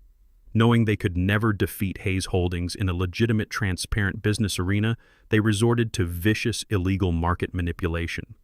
They hired anonymous offshore proxy firms to aggressively spread fake, highly damaging rumors about our financial stability to key institutional investors across the country. They fabricated convincing documents suggesting Hayes Holdings was secretly facing massive federal tax audits and impending bankruptcy, hoping to trigger a massive panic sell-off and completely tank our corporate valuation. They operated in total secrecy, believing their elite connections and hidden digital tracks would shield them from discovery. But they made one fatal, catastrophic miscalculation. They completely forgot about Jada. One evening, while attending a mandatory commercial real estate networking event downtown, Jada bumped into an old acquaintance from her former Buckhead social circle. This friend, heavily intoxicated and eager to share exclusive gossip, carelessly let slip a few highly specific details about a massive whisper campaign being quietly funded by the Kensington family to destroy a major Atlanta trust. Jada's sharp, newly trained analytical mind instantly connected the dots. She realized immediately that her former in-laws were actively trying to orchestrate the total financial destruction of my empire. She did not panic or rush to confront the gossiping friend. She politely excused herself from the conversation, her heart pounding with a cold, calculating focus, as she quietly formulated her own plan to completely neutralize the Kensington family once and for all. Jada left the downtown networking event with her heart pounding, but her mind remained razor-sharp and calculating. 2 years ago, a threat of this magnitude would have sent her spiraling into a blind panic. She would have run straight to my townhouse, crying and begging me to deploy my corporate lawyers to fix the problem. Not anymore. The woman who had spent the last 24 months scrubbing coffee pots, answering relentless phone calls, and meticulously reviewing thousands of dense vendor contracts had evolved into an entirely different creature. She decided in that very moment that she was not going to run to her father for a bailout. She was going to handle the Kensington family threat entirely on her own. She returned to her modest desk at the Hayes Holdings headquarters late that night and logged into our highly secure financial databases. She utilized the advanced forensic accounting and data analysis skills she had painstakingly honed over the past 2 years. She knew exactly how arrogant families like the Kensingtons operated. They believed they were untouchable, so they were often incredibly sloppy, leaving massive digital footprints hidden just beneath shallow layers of outdated corporate shell structures. Jada spent the entire weekend locked inside her home office, refusing to sleep or eat. She meticulously cross-referenced the names of the offshore proxy firms the drunken acquaintance had carelessly mentioned. She tracked global routing numbers, tracing the dark funding back to a convoluted series of dummy corporations registered in the Cayman Islands. It was a tedious, grueling, and mentally exhausting process, but her focus was absolutely unbreakable. She was no longer a naive victim waiting to be rescued by a wealthy father. She was a highly trained corporate operative methodically dismantling a lethal threat to her family's legacy. By Sunday night, she had successfully mapped out their entire illicit network. Jada did not just find concrete evidence of the malicious whisper campaign against Hayes Holdings. As she dug relentlessly deeper into the Kensingtons' tangled financial web, she uncovered something far more devastating and highly illegal. Richard and Victoria had been desperately trying to keep their sinking real estate empire afloat through blatant market manipulation and aggressive illegal insider trading. Jada found irrefutable digital proof that Richard Kensington was utilizing the exact same offshore proxy firms to artificially inflate the stock prices of his own failing commercial subsidiaries. He would pump the valuation with fake foreign investments before dumping massive blocks of shares on unsuspecting institutional investors, robbing them blind. Furthermore, she traced dozens of illegal wire transfers bouncing between their personal executive accounts and the ghost firms funding the vicious smear campaign against our company. They were deliberately defrauding their own shareholders and violating federal law just to finance a petty personal vendetta against me. Jada meticulously compiled every single wire transfer receipt, every time-stamped offshore transaction, and every piece of corrupted internal correspondence she could hack through public financial disclosures. She organized the overwhelming mountain of evidence into a precise, chronological portfolio. She did not draft a polite warning letter to their board of directors. She did not threaten them with a lengthy civil lawsuit. She bypassed the local authorities entirely, aiming directly for the absolute top. Early Monday morning, Jada printed the comprehensive dossier, securely bound it in a thick red folder, and sent it directly to the Enforcement Division of the United States Securities and Exchange Commission via a highly encrypted anonymous portal. She also mailed a physical copy directly to the federal prosecutor office in Atlanta. She knew the SEC did not play games with blatant insider trading, especially when the irrefutable evidence was handed to them on a silver platter. She had effectively armed a financial nuclear bomb and placed it directly beneath the Kensington family estate. She did not leave a single legal loophole for their expensive corporate lawyers to exploit. The evidence was absolute, undeniable, and completely destructive. She closed her laptop, took a deep breath, and calmly went back to work coordinating project schedules as if she had not just orchestrated the complete annihilation of a generational dynasty. The massive explosion happened exactly 48 hours later. Early Wednesday morning, a massive fleet of dark, unmarked federal vehicles swarmed the towering glass headquarters of Kensington Enterprises. Dozens of FBI agents wearing heavy tactical jackets stormed the building, executing a massive, uncompromising federal raid. They seized every computer, every filing cabinet, and every physical server in the entire corporate structure. Richard and Victoria Kensington were physically escorted out of their lavish executive suites in heavy steel handcuffs. Their faces were pale with absolute terror as local news helicopters hovered above, broadcasting their spectacular, humiliating downfall on live national television. Their corporate stock valuation plummeted to absolute zero in a matter of minutes. Their entire generational empire was reduced to worthless ash before lunchtime.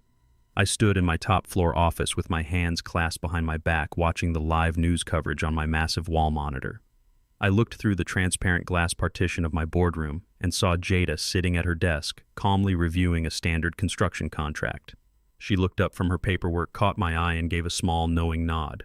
A profound, overwhelming wave of pride washed over my entire body.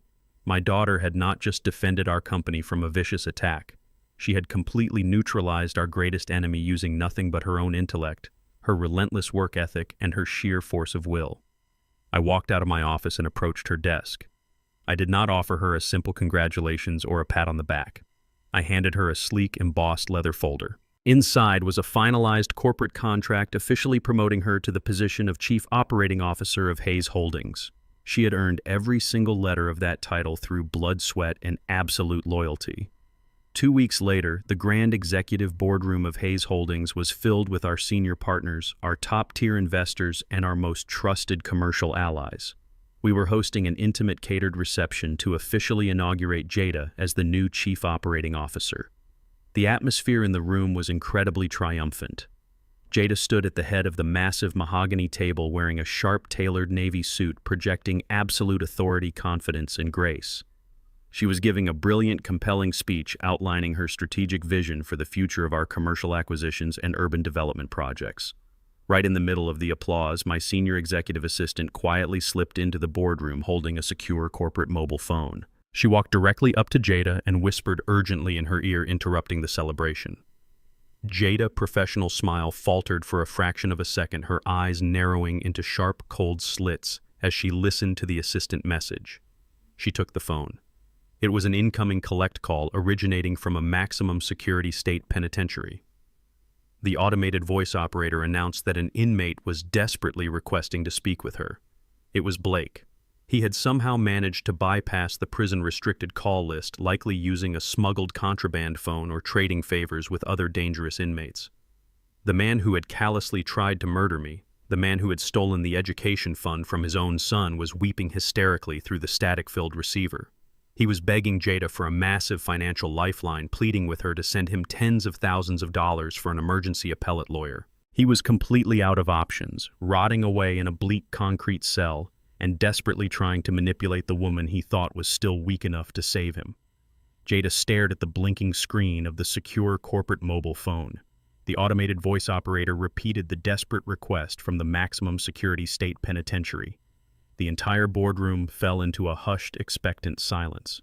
2 years ago, she might have felt a fleeting pang of guilt or a misplaced sense of obligation toward the man she once loved. Today, she felt absolutely nothing.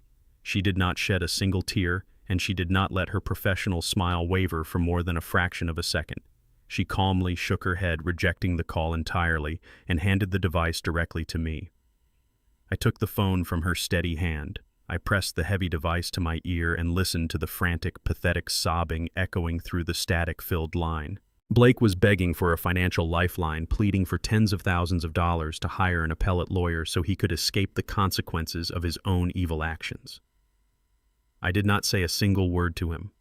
I simply pressed the red button and disconnected the call, cutting off his hysterical pleas mid-sentence. But hanging up was not enough to permanently sever the lingering shadow of his existence. He needed a final, definitive conclusion. He needed to look into the eyes of the man he tried to murder and understand that his complete destruction was absolute and irreversible. I handed the phone back to my assistant, adjusted my suit jacket, and walked out of the executive boardroom. I instructed Michael Thorne to arrange an immediate high-security visitation clearance. I was going to see my former son-in-law one last time. The maximum security state penitentiary was a bleak, imposing fortress of gray concrete and coiled razor wire situated miles away from the gleaming Atlanta skyline. I sat rigidly in the sterile, heavily monitored visitation room waiting on my side of the thick, bulletproof glass partition. The heavy steel door on the inmate side finally clanked open. 2 armed guards escorted Blake into the small enclosure. The sight of him was genuinely shocking. The arrogant, polished corporate executive who used to wear custom-tailored Navy suits and expensive cologne was completely erased from existence. Blake was visibly malnourished, his cheekbones jutting out sharply against his pale, sickly skin. His once immaculate hair was thinning rapidly, falling out in uneven patches due to the sheer crushing stress of his brutal environment. He wore an oversized, faded orange jumpsuit that hung loosely off his shrunken, defeated frame. When he saw me sitting across from him, his sunken eyes widened in a mix of profound terror and desperate, pathetic hope. He scrambled into the metal chair, grabbing the black plastic telephone receiver with violently trembling hands. I slowly picked up my receiver, holding it to my ear. "Terrence," he sobbed, his voice a hollow, raspy whisper. "Thank God you came. Please, you have to help me. I am dying in here. They treat me like an animal. I made a mistake, I know I did, but I do not deserve this. Please just give me a loan for an appeals lawyer. I will sign anything you want. I will confess to whatever you need. Just get me out of this concrete box. I beg you." I stared at him through the thick, smudged glass. I did not feel a single ounce of anger. I did not feel the urge to yell or mock his pathetic, ruined state. My voice was incredibly low, entirely devoid of emotion and sharp as a scalpel. "You called me just the driver," I stated, my words cutting cleanly through his hysterical sobbing. "Do you remember that night, Blake? You tossed your keys at my chest in front of 70 elite guests and ordered me to park your car like a servant.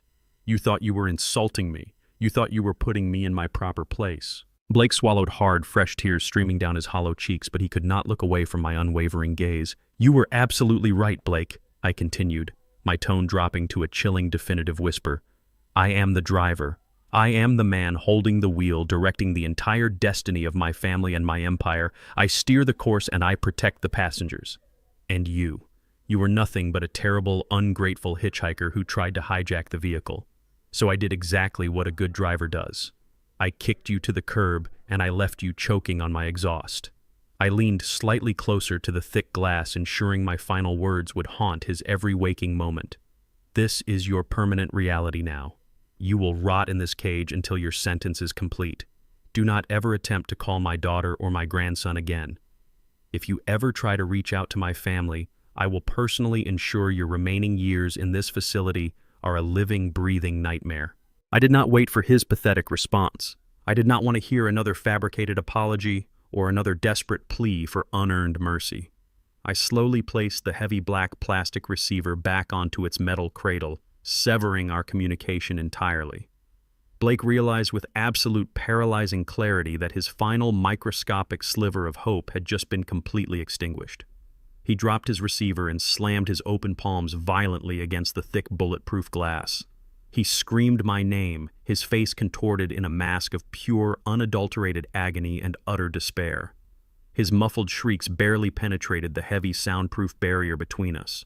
He clawed frantically at the partition, scratching his fingernails against the impenetrable surface, as if he could somehow dig his way out of the horrific reality he had built for himself. The 2 armed guards immediately stepped forward, grabbing him aggressively by the shoulders and dragging him backward away from the glass. I did not stay to watch the rest of his humiliating meltdown. I stood up from the metal chair, smoothed the lapels of my dark wool coat, and turned my back on him forever. I walked out of the sterile visitation room, the heavy steel doors locking decisively behind me with a loud metallic clank. I navigated the long, gray corridors, passing through multiple security checkpoints until I finally pushed open the heavy front doors of the penitentiary. I stepped out into the bright, warm afternoon sun. I closed my eyes and took a massive, deep breath of the fresh, unburdened air. The heavy, toxic shadow that Blake Kensington had cast over my family was officially and permanently lifted. We were entirely free. I walked down the long concrete path toward the visitor parking lot. I had not called for my personal driver today. I had not requested the black Rolls-Royce Maybach or the armed security escort. Sitting perfectly parked in the corner of the asphalt lot was my 1998 Ford F-150. The faded paint caught the late afternoon sunlight, and the minor rust spots gleamed like proud battle scars. The very same truck Blake had once called poverty stock in front of his wealthy fake friends. The very same truck he had crawled underneath in the dead of night to sabotage. My trusted mechanic had fully repaired the severed brake lines and restored the vehicle to perfect working condition. I walked up to the driver's side door, unlocked it, and pulled myself up onto the familiar worn leather seat. I gripped the heavy steering wheel, feeling the rough texture beneath my palms. I slid the metal key into the ignition and turned it firmly. The old engine roared to life, instantly vibrating with a deep, powerful, and incredibly reliable hum. A genuine, contented smile spread slowly across my face. The billionaire chairman of Hayes Holdings shifted the old transmission into drive and pulled smoothly out of the prison parking lot. I drove the old rusted truck back toward the city, heading straight for my quiet, comfortable townhouse. Inside that home, my brilliant, successful daughter and my young, healthy grandson were waiting for me to join them for a warm family dinner. As the sun dipped below the Atlanta skyline, casting long, dark shadows across the highway, I drove forward into the peaceful night. It was a complete, triumphant, and utterly ruthless ending. The ultimate lesson we can take from this story is that true power never needs to announce itself. Arrogance and superficial wealth are merely fragile masks worn by the weak to hide their profound insecurities. When you judge someone by the clothes they wear or the vehicle they drive, you blind yourself to their actual strength and character. Real resilience is forged in silence through hard work, integrity, and an unwavering commitment to protect the people you love. Never underestimate the quiet ones, because they are usually the ones holding the ultimate power to dictate the outcome. If you love this story of absolute karma, please hit the like button, subscribe to the channel, and tell me in the comments how you would handle someone like Blake.